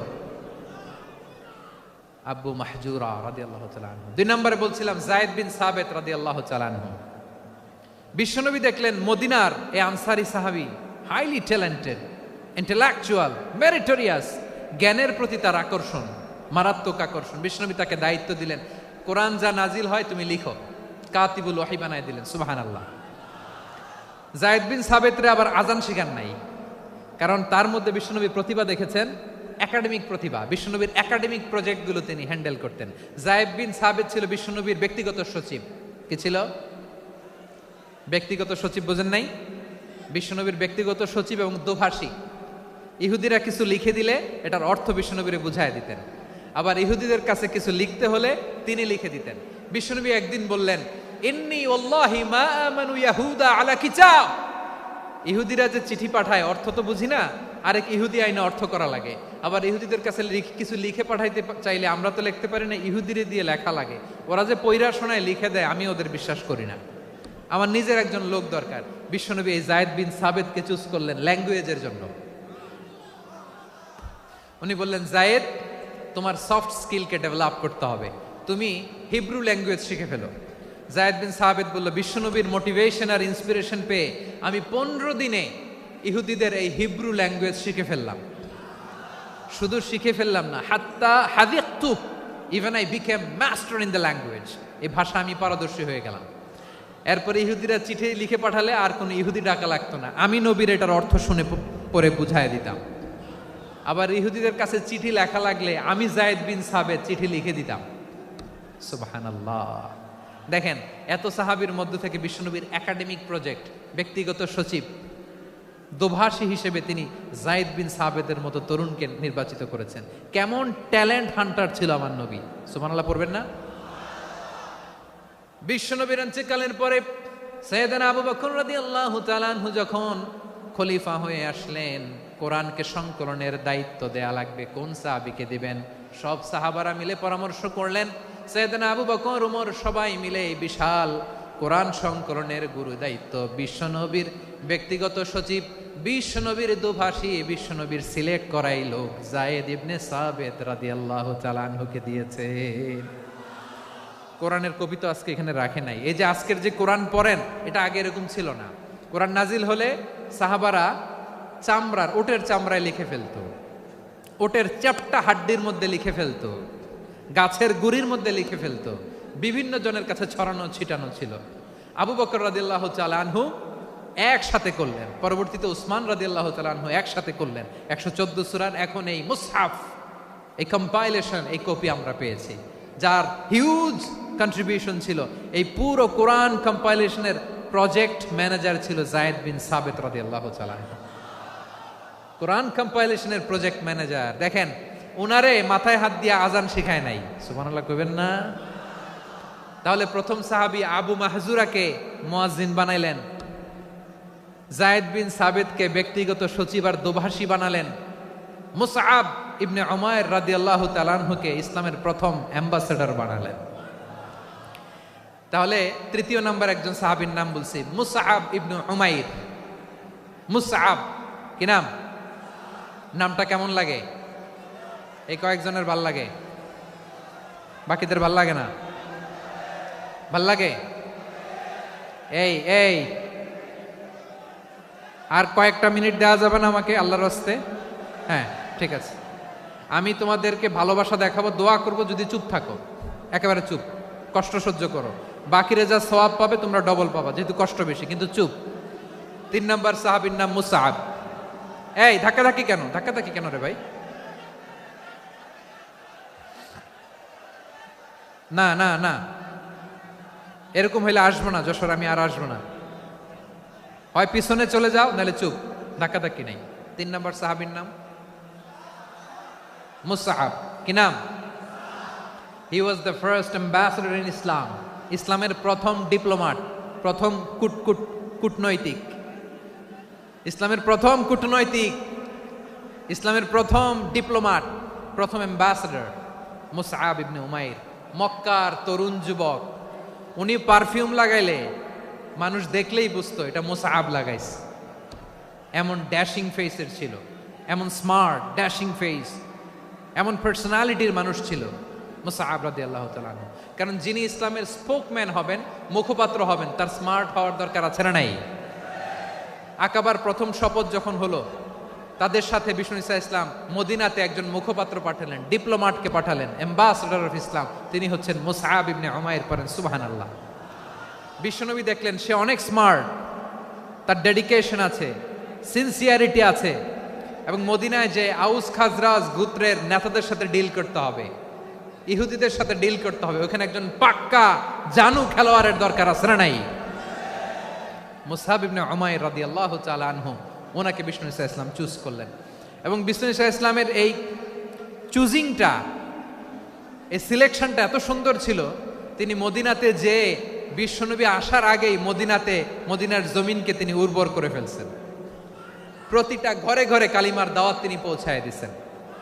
জুমার বিধান নাজিল হয়েছে, কিন্তু মক্কায় পরিবেশ নাই জুমা পালনের। বিষ্ণু ঈসা ইসলাম একজনকে দিয়ে খবর পাঠালেন, যাও মদিনায় মুসাবকে যে বলো, মুসাব তো আমার শিক্ষক, আমার স্পোকম্যান, মদিনাতে যেন তারা জুমা কায়েম করে।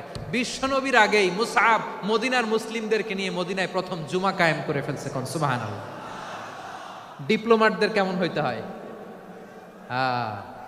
অ্যাম্বাসেডারের কেমন হইতে হয়, মুসআব রাদিয়াল্লাহু তাআলা আনহুর কাছ থেকে শিখে নাও। মুসআব নামটা কেমন লাগে? যশোর যাদের সন্তান হবে, ছেলে সন্তান, আমার রাস্তায় পাইলে সবাই জিজ্ঞেস করে, হুজুর একটা নাম দেন, আমার ছেলে হবে। যশোরবাসীর জন্য আমি একটা নাম দিয়ে দিলাম, নাম রাখতে হবে মুসআব। কি নাম?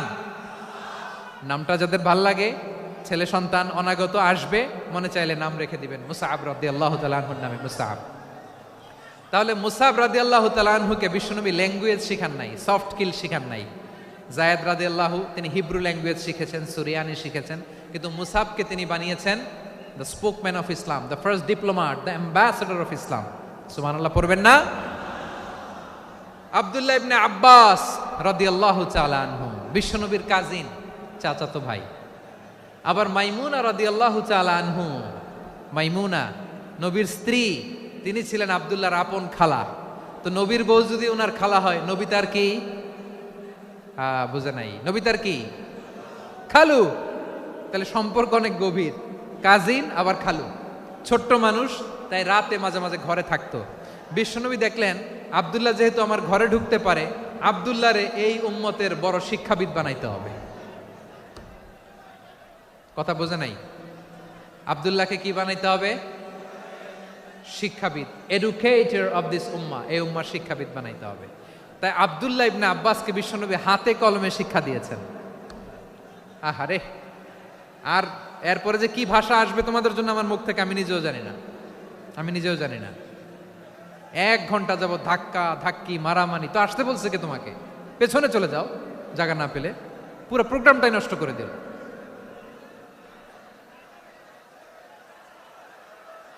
জি, আমার দিকে তাকান, আমি শেষ করে দিচ্ছি। হবে না, ইন্টেলেকচুয়াল আলোচনা এখানে হবে না, আমি বুঝতে পারছি, আমি শেষ করে দিচ্ছি।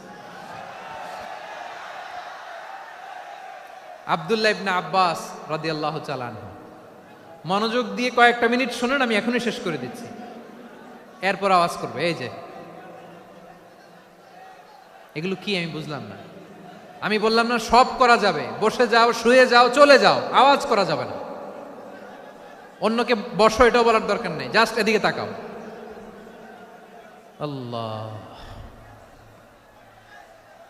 আব্দুল্লাহ ইবনে আব্বাস রাদিয়াল্লাহু তাআলা আনহু, ওনাকে বিশ্বনবী হাতে কলমে শিক্ষা দিয়েছেন, যেহেতু উম্মতের শিক্ষাবিদ হবেন, এডুকেটর হবেন। তো বিশ্বনবী রাতে যখন তাহাজ্জুদ পড়তেন, ছোট্ট আব্দুল্লাহ ঘরে থাকতো। বুঝতে পেরেছেন? ছোট্ট মানুষ তো ঘরে থাকতো। তো বিশ্বনবী তাহাজ্জুদের জন্য একবার দাঁড়িয়েছেন, ছোট্ট আব্দুল্লাহ ওযু করে দাঁড়াইছে। আচ্ছা বলেন তো, ইমাম আর মুসল্লি মোট যদি দুইজন হয়, একজন ইমাম একজন মুসল্লি, তো মুসল্লি ইমামের কোন দিকে দাঁড়াবে? ডানে দাঁড়াবে। ছোট্ট আব্দুল্লাহ বোঝে নাই, বিশ্বনবী তাহাজ্জুদ শুরু করেছেন, উনি একতেদা করছেন আর দাঁড়াইছেন বায়ে। কোথায় দাঁড়িয়েছেন? আব্দুল্লাহ বলেন, যখন আমি বায়ে দাঁড়ালাম, আখাযা রাসূলুল্লাহ সাল্লাল্লাহু আলাইহি ওয়াসাল্লাম উযুনি আল ইউমনা ইয়াফতিলুহা, বিশ্বনবী নামাজরত অবস্থায় আমার কান ধরে টেনে আমার ডান দিকে এনে দাঁড় করায় দিলেন। পড়েন সুবহানাল্লাহ। দেখেন, হাতে কলমে শিক্ষা। আর জীবনে ভুল হবে? কথা কয় না, আর ভুল হবে? আর ভুল হবে না। এভাবে বিশ্বনবীর অনেক সঙ্গ পেয়েছেন, সফর করেছেন, একই বাহনে বসেছেন, এক বাহনে বসে লম্বা নাসিহত করেছেন, বলেছেন, ইয়া গোলাম ইহফাজিল্লাহ ইয়াহফাজকা ইহফাজিল্লাহ তাজিদহু তুজাহাক ইযা সাআলতা ফাসআলিল্লাহ ওয়া ইযা ইসতাআনতা ফাসতাইন বিল্লাহ। আল্লাহর বিধান মানো, আল্লাহর বিধান রক্ষা করো, আল্লাহ তোমায় রক্ষা করবে। আব্দুল্লাহ, চাইতে হলে আল্লাহর কাছে চাও, সাহায্য চাইতে হলে আল্লাহর কাছে সাহায্য চাও। মনে রাখো, গোটা বিশ্বের সবাই যদি তোমার সাহায্য করতে চায়, ততটুকুই করতে পারবে যতটুকু আল্লাহ তোমার নসিবে রেখেছে। গোটা বিশ্ব যদি তোমার বিরুদ্ধে ষড়যন্ত্রে দাঁড়িয়ে যায়, ক্ষতি ততটুকু করতে পারবে যতটুকু তোমার জন্য বরাদ্দ আছে, এর বাইরে কিছু করতে পারবে না। আওয়াজ করে বলেন ঠিক কিনা? এভাবে হাতে কলমে শিখিয়েছেন, বিশ্বনবীর সঙ্গ পেয়েছেন। ওনাকে বিষ্ণু ইসলাম শিক্ষাবিদ, এডুকেটর অফ দিস উম্মাহ হিসেবে সিলেক্ট করেছেন, হাতে কলমে শিখিয়েছেন। বিশ্বনবী একবার প্রকৃতির ডাকে সাড়া দিয়ে এসেছেন। এখন কি করতে হবে? নামাজের জন্য অজু করতে হবে। বিশ্বনবী এসেই দেখেন অজুর বদনায় পানি ভরা, খুশি হয়ে গেলেন, বললেন, কে রেখেছে পানি? একজন বলল, আব্দুল্লাহ রেখেছে। বিশ্বনবী অত্যন্ত খুশি হলেন, খুশি হয়ে একটা দোয়া করলেন, বললেন, আল্লাহুম্মা ফাক্কিহু ফিদ্দীন ওয়া আল্লিমহু তা'ওয়ীল। আল্লাহ, তুমি আব্দুল্লাহকে দ্বীনের বুঝ দিও আর কোরআনের তাফসির শিক্ষা দিও। বিশ্বনবীর এই দোয়া এমন লাগছে, উনি রাইসুল মুফাসসিরিন, এই পৃথিবীতে যত মুফাসসির ছিল, যত মুফাসসির আসবে, সকল মুফাসসিরের সম্রাট হিসেবে স্বীকৃত হয়েছেন আব্দুল্লাহ ইবনে আব্বাস। বিশ্বনবী ওনারে আজান শিখান নাই, বিশ্বনবী ওনারে ল্যাঙ্গুয়েজ শিখান নাই, বিশ্বনবী ওনারে অ্যাম্বাসেডর বানান নাই, হাতে কলমে শিক্ষা দিয়েছেন। ছোট্ট মানুষ, বিশ্বনবী ইন্তেকাল করলেন, আবু বকরের সময় গেল, ওমরে ফারুকের খেলাফত, তখনও তিনি তরুণ। ওমরে ফারুক রাদিয়াল্লাহু তাআলা আনহু ওনার ক্যাবিনেট মিনিস্ট্রির বৈঠকে এই আব্দুল্লাহ ইবনে আব্বাসকে পাশ দিয়ে বসায় রাখতেন। বয়স্ক সাহাবারা এটা পছন্দ করতো না, তারা বলতো, ঘটনা কি? আব্দুল্লাহর মতো ছেলে নাতি আমাদের আছে, এরা কেন রাখে ওমরে ফারুক? ওমরে ফারুক এটা টের পেলেন, তিনি বুঝতে পারলেন যে ক্যাবিনেট মেম্বাররা এটা পছন্দ করে না, ছোট্ট আব্দুল্লাহরা কেন রাখি, কেন যে রাখি, এটা একদিন বুঝাবো। একদিন মিটিংয়ে তিনি সবাইকে বললেন, ইদা জাআ নাসরুল্লাহি ওয়াল ফাতহ। এই আয়াত দ্বারা উদ্দেশ্য কি বলেন তো মুরব্বী সাহাবীরা? এক সাহাবী বলেন, এই সূরা দ্বারা উদ্দেশ্য, আল্লাহ বলেছেন আমাদেরকে বিভিন্ন ল্যান্ড, বিভিন্ন এলাকা বিজয় করতে হবে। ওমরে ফারুক বললেন, না, হয়নি। আরেকজন বললেন, বিজয় হওয়ার পর আমাদের বেশি বেশি আল্লাহর বরত্বের ঘোষণা দিতে হবে, এটা উদ্দেশ্য। ওমরে ফারুক বললেন, না, হয় নাই। যারা জিজ্ঞেস করেন কেউ পারে না।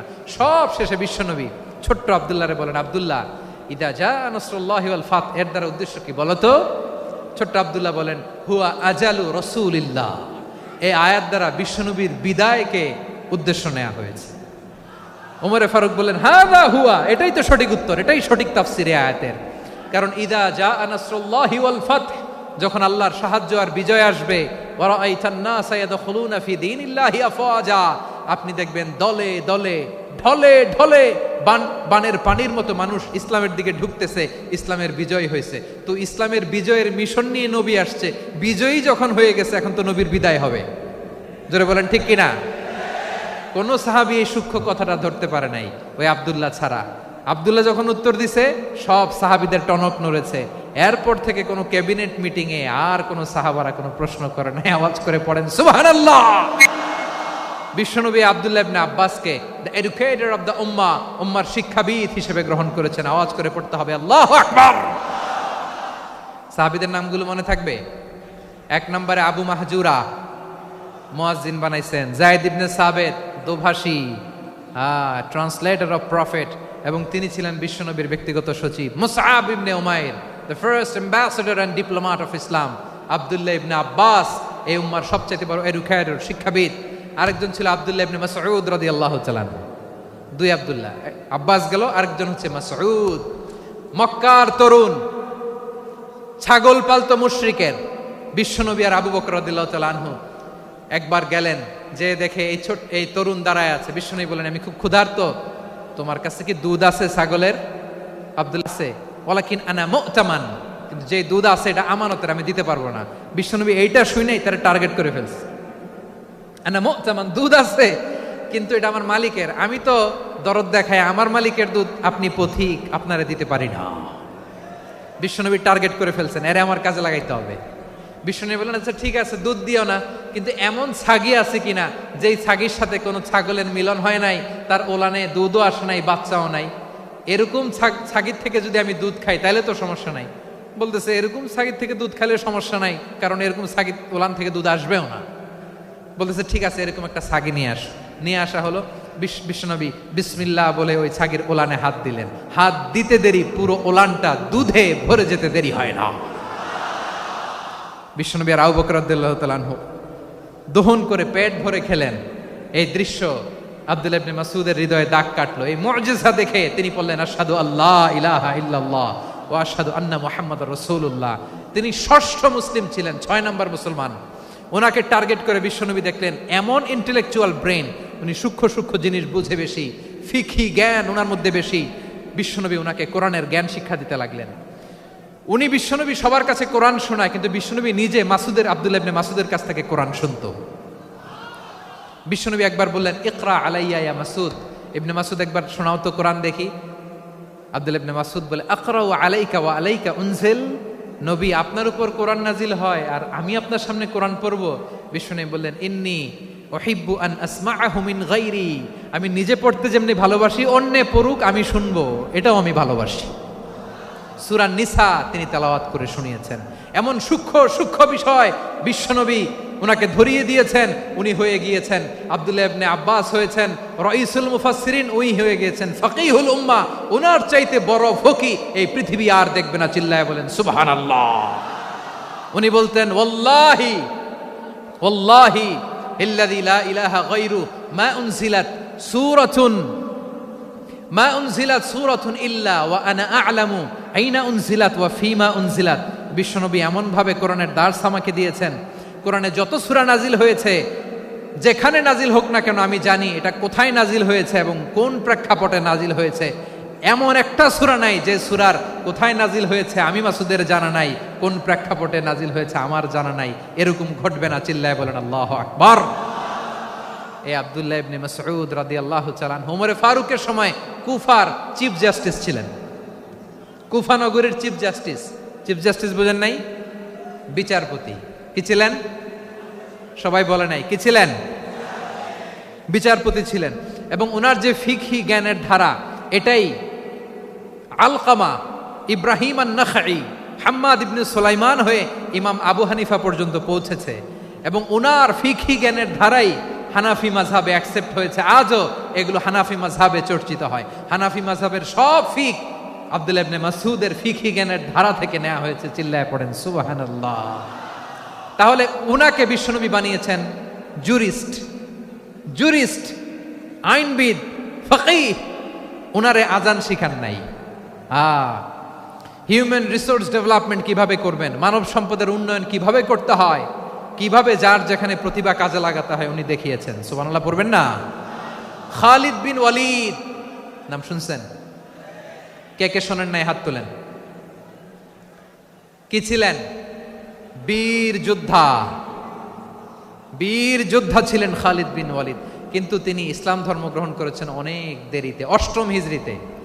তার মানে 8ম হিজরির আগে উনি মুশরিকদের পক্ষে লড়াই করেছেন। ওনার হাতে কত মুসলিম সাহাবী যে নিহত হয়েছে হিসাব নাই। বিশ্বনবী টার্গেট করে রাখছে, তুমি আমাদের মুসলিমদের এত ক্ষতি করলা, তুমি যখন মুসলমান হবা তোমারে দিয়ে আমি এমন কাম করামু যে এটা আর কেউ করতে পারবে না। সুবহানাল্লাহ নাই? যশোর ক্লান্ত হয়ে গেছে।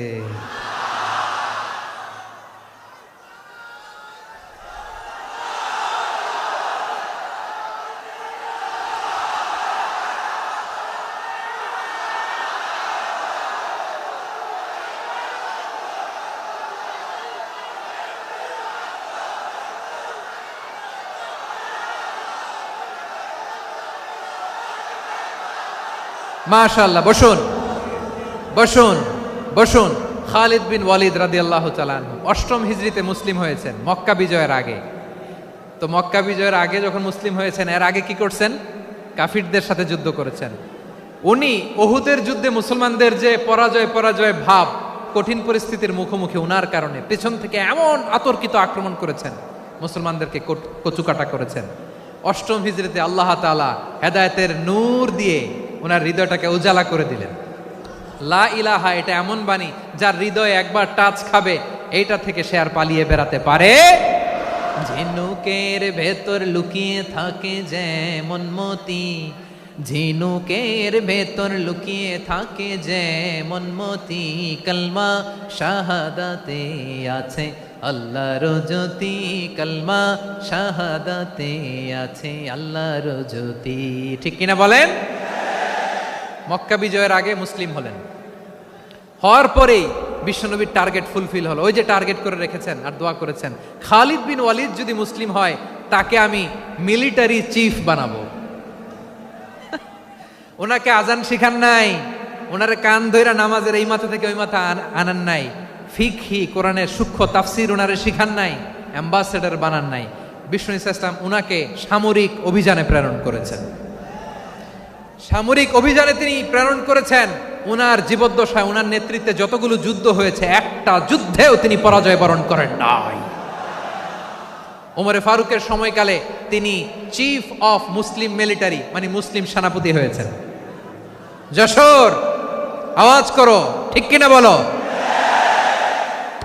সেনাপতি, মুসলিম সেনাপতি। তাহলে কিভাবে হিউম্যান রিসোর্স ব্যবহার করতে হয় গোটা বিশ্ব আমার নবীর কাছ থেকে শিখে নাও। খালিদ বিন ওয়ালিদ, ওনাকে বিশ্বনবী একটা উপাধি দিয়েছেন।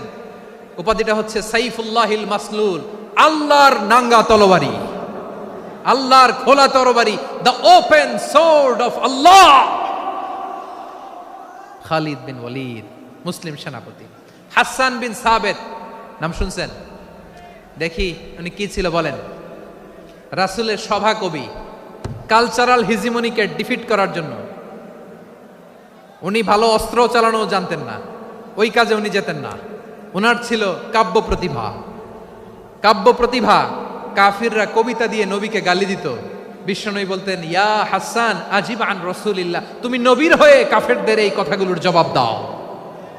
বিশ্বনবীর একটা মিম্বার ছিল, বিশ্বনবীর মিম্বারের পাশাপাশি মসজিদে নববীতে এই হাসান বিন সাবেতের জন্য বিশ্বনবী একটা স্পেশাল মিম্বার বানিয়ে দিয়েছেন।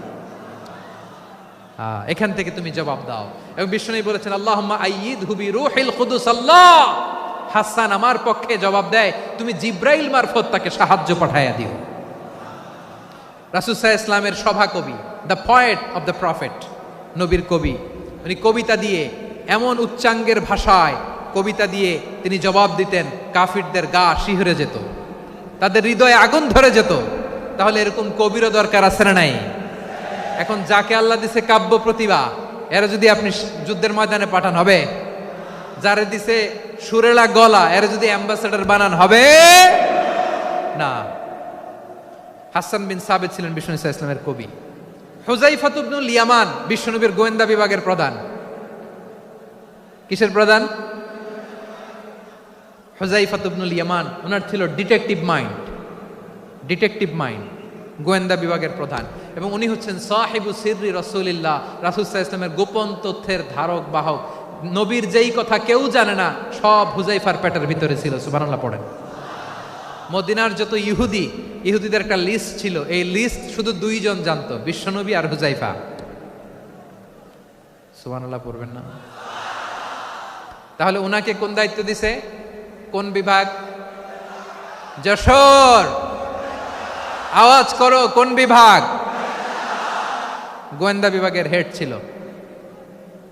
খন্দকের যুদ্ধে প্রচন্ড আজকের মতো শৈত্য প্রবাহ, মাটি খনন করতে করতে সাহাবীদের পেটে ক্ষুধা নাই, দাঁড়াইতে পারে না নামাজের জন্য, এত ক্লান্ত, ক্ষুধা, ক্লান্ত, শ্রান্ত। বিশ্বনবী বললেন, কে আছো? এই কঠিন শীত, এই ভয় আর ক্ষুধার মধ্যেও খন্দকের পরীক্ষার টপকে শত্রু শিবিরে যে আমাকে তথ্য দিবা, কে আছো? কারো গায়ে শক্তিই নাই যে দাঁড়াবে, কেউ দাঁড়ায় না। বিশ্বনবী তখন নিজে হুযায়ফাকে ডাক দিলেন, হুযায়ফা, যে আমাকে আজকে শত্রু শিবিরের তথ্য এনে দিবে, সে জান্নাতে আমার মোরাফাকা, আমার সঙ্গী হবে। হুযায়ফা রাদিয়াল্লাহু ইবনুল ইয়ামান জীবনের ঝুঁকি নিয়ে এই ক্ষুধা, শৈত্য প্রবাহ, কোল্ড ওয়েভসকে উপেক্ষা করে পরীক্ষা টপকে শত্রু শিবিরে যে সবার কথাগুলো চুপে চুপে শুনে বিশ্বনবীর দরবারে এসে গোয়েন্দাদের মতো তথ্য সরবরাহ করেছে। বিশ্বনবীর গোয়েন্দা বিভাগের প্রধান হুযায়ফা ইবনুল ইয়ামান ইন্টেলিজেন্স বিভাগ চালাতেন। মুনাফিকদের নাম ওনার কাছে ছিল। মুআয ইবনে জাবাল মদিনা রাষ্ট্রের সবচেয়ে সিনিয়র আমলা ছিলেন। আমলাতন্ত্র চিনেন তো? প্রশাসনিক কাজ যারা চালায়, অ্যাডমিনিস্ট্রেশন বুঝেন না? The department of administration. মদিনার রাষ্ট্রের সিনিয়র আমলা মুআয ইবনে জাবাল মুতাখাসসিসুন ফিল হালালি ওয়াল হারাম, হালাল হারামের স্পেশালিস্ট ছিলেন। বিশ্বনবী উনাকে ইয়ামানের গভর্নর করে পাঠাইছেন। বলেছেন, ইন্নাকা তা'তি কওমান আহলা কিতাব, এমন গোষ্ঠীর কাছে যাবা যারা ইহুদি নাসারা, আগে শাহাদা পড়লে এরপরে নামাজের দাওয়াত দিও, নামাজ পড়লে যাকাতের দাওয়াত দিও। গভর্নরের অ্যাটিটিউড যেমন থাকে তেমন অ্যাটিটিউড ধরে রেখো। সুবহানাল্লাহ পড়েন। তাহলে মুআয ইবনে জাবালকে দিয়ে বিশ্বনবী কবিতা লেখায় নাই, চিঠি লেখায় নাই, আজান দেওয়ায় নাই। সুবহানাল্লাহ পড়বেন না? সব শেষ সাহাবী বলি আবু হুরায়রা রাদিয়াল্লাহু তাআলা আনহু। নাম শুনছেন? বিড়ালের বাবা। কি করতেন? খালি হাদিস মুখস্থ করতেন। উনি বলতেন, আলজামু রাসূলুল্লাহ আলা মিল ইবাতনি, আমার শুধু পেটের ক্ষুধার বন্দোবস্ত হইলে আমি নবীর সঙ্গ ছাড়তাম না। আমার আনসার সাহাবারা ক্ষেত খামারের কাজ করত, আমার মুহাজির সাহাবারা ব্যবসা করত, আর আমি নবীর সাথে সাথে থাকতাম। শুধু সকাল বিকাল দুই বেলা যদি আমার খাবারের বন্দোবস্ত হয়, আমি আর নবীর লক ছাড়ি না। সুবহানাল্লাহ কইবেন না? 5374টা হাদিস তিনি বর্ণনা করেছেন। সবচেয়ে বেশি হাদিস বর্ণনাকারী সাহাবী। হাদিস প্রিজার্ভেশনের কাজে বিশ্বনবী ওনাকে কাজে লাগিয়েছেন। উনি একদিন বলেন, ইয়া রাসূলুল্লাহ আসমাউ মিনকা কাসীরান ফালা আহফাজু, নবী অনেক কথা শুনি আমার মনে থাকে না। বিষ্ণু বললেন, তাই? উবসুত রিদাক, তোমার চাদরটা বিছাও। আবু হুরায়রা বিছালেন, বিশ্বনবী হাত বুলায় দিলেন, এরপরে অনেক হাদিস বর্ণনা করলেন। আবু হুরায়রা বলে, তারপর থেকে বিশ্বনবী যাই বর্ণনা করে আমি শুনি আর একটাও বলি না। এখন সুবহানাল্লাহ। বিশ্বনবী ওনাকে হাদিস প্রিজার্ভেশন, নবীর এই যে লক্ষ্য হাদিস প্রিজার্ভেশনের এই দায়িত্ব দিয়েছেন সাইয়েদনা আবু হুরায়রা রাদিয়াল্লাহু তাআলা আনহুকে। প্রিয় ভাইরা, তাহলে 10 জন সাহাবীর কথা যে বললাম, আপনারা কি খেয়াল করেছেন কত বড় ট্যালেন্ট হান্টার, চৌকস ট্যালেন্ট হান্টার ছিল আমার নবী। এক একজনের এক এক ট্যালেন্ট, এক এক কাজে অ্যাসাইন করেছেন, এক একজনকে এক এক দায়িত্ব দিয়েছেন, এক একজনের প্রতিভাকে এক একভাবে বিকশিত হওয়ার সুযোগ দিয়েছেন। আওয়াজ করে বলেন ঠিক কি না? এখন আমার পর্দার আড়ালে আমার মায়েরা বলবে, এতগুলো পুরুষ সাহাবীর কথা বললো, নারী সাহাবীরা কি কিছু করে নাই? হ্যাঁ, একজন নারী সাহাবীর কথা বলে মোনাজাত হবে, দোয়া ছাড়া কেউ যাব না। রুফাইদা আল আসলামিয়া রাদিয়াল্লাহু তাআলা আনহা, ওনার বাবার নাম সাআদ আল আসলামি। বিশ্বনবী কি খেয়াল করলেন দেখেন, সাআদ ছিল মদিনার বড় ডাক্তার। এই নারী সাহাবী রুফাইদা বাবার কাছ থেকে চিকিৎসা বিদ্যা শিখেছেন। যখন শিখছে, বিশ্বনবী দেখলেন আমার তো প্রতি সপ্তাহে সপ্তাহে যুদ্ধে আহত সাহাবীদের সেবা দিবে কে? বিশ্বনবী রুফাইদাকে বললেন, রুফাইদা তুমি মসজিদে নববীর পাশে একটা মেডিকেল ক্যাম্প করো। এই যে সাকিনা আদ্দিন মেডিকেলের আমার ছাত্রী বন্ধুরা, শুনে রাখো, তোমাদের আইকন হচ্ছে এই রুফাইদা আল আসলামিয়া।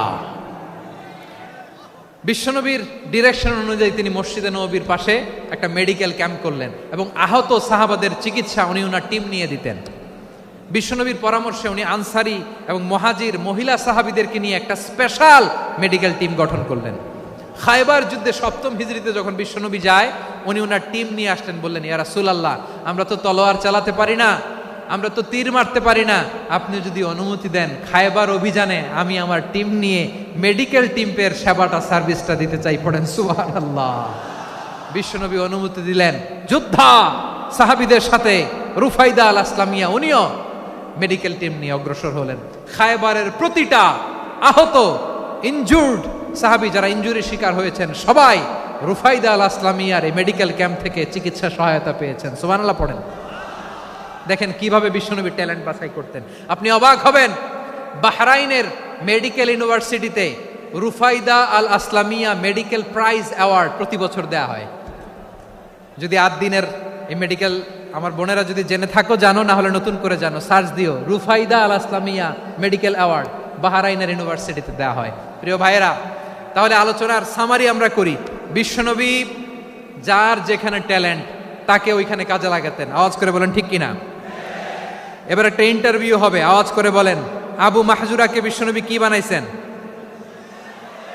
হ্যাঁ, ভুলে গেছেন? সামনের চুলে হাত দিয়ে বিশ্বনবী কি সুন্দর গলায় আজান শিখালেন। মুয়াজ্জিন যায়েদ বিন সাবেতকে একাডেমিক প্রজেক্টের দায়িত্ব দিয়েছেন, তিনি ছিলেন বিশ্বনবীর দোভাষী ব্যক্তিগত সচিব। মুসআব ইবনে উমাইর the first ambassador of Islam. আব্দুল্লাহ ইবনে আব্বাস উম্মার বড় শিক্ষাবিদ মুফাসসির। আব্দুল্লাহ ইবনে মাসউদ ছিলেন জুরিস্ট। কি ছিলেন? জুরিস্ট ছিলেন, এই উম্মার সবচেয়ে বড় জুরিস্ট। খালিদ বিন ওয়ালিদ সেনাপ্রধান। হাসান বিন সাবেত ছিলেন বিশ্বনবীর সভাকবি। কি ছিলেন? বিশ্বনবীর সভাকবি ছিলেন। এরপরে হুযায়ফা ইবনুল ইয়ামান কি ছিলেন?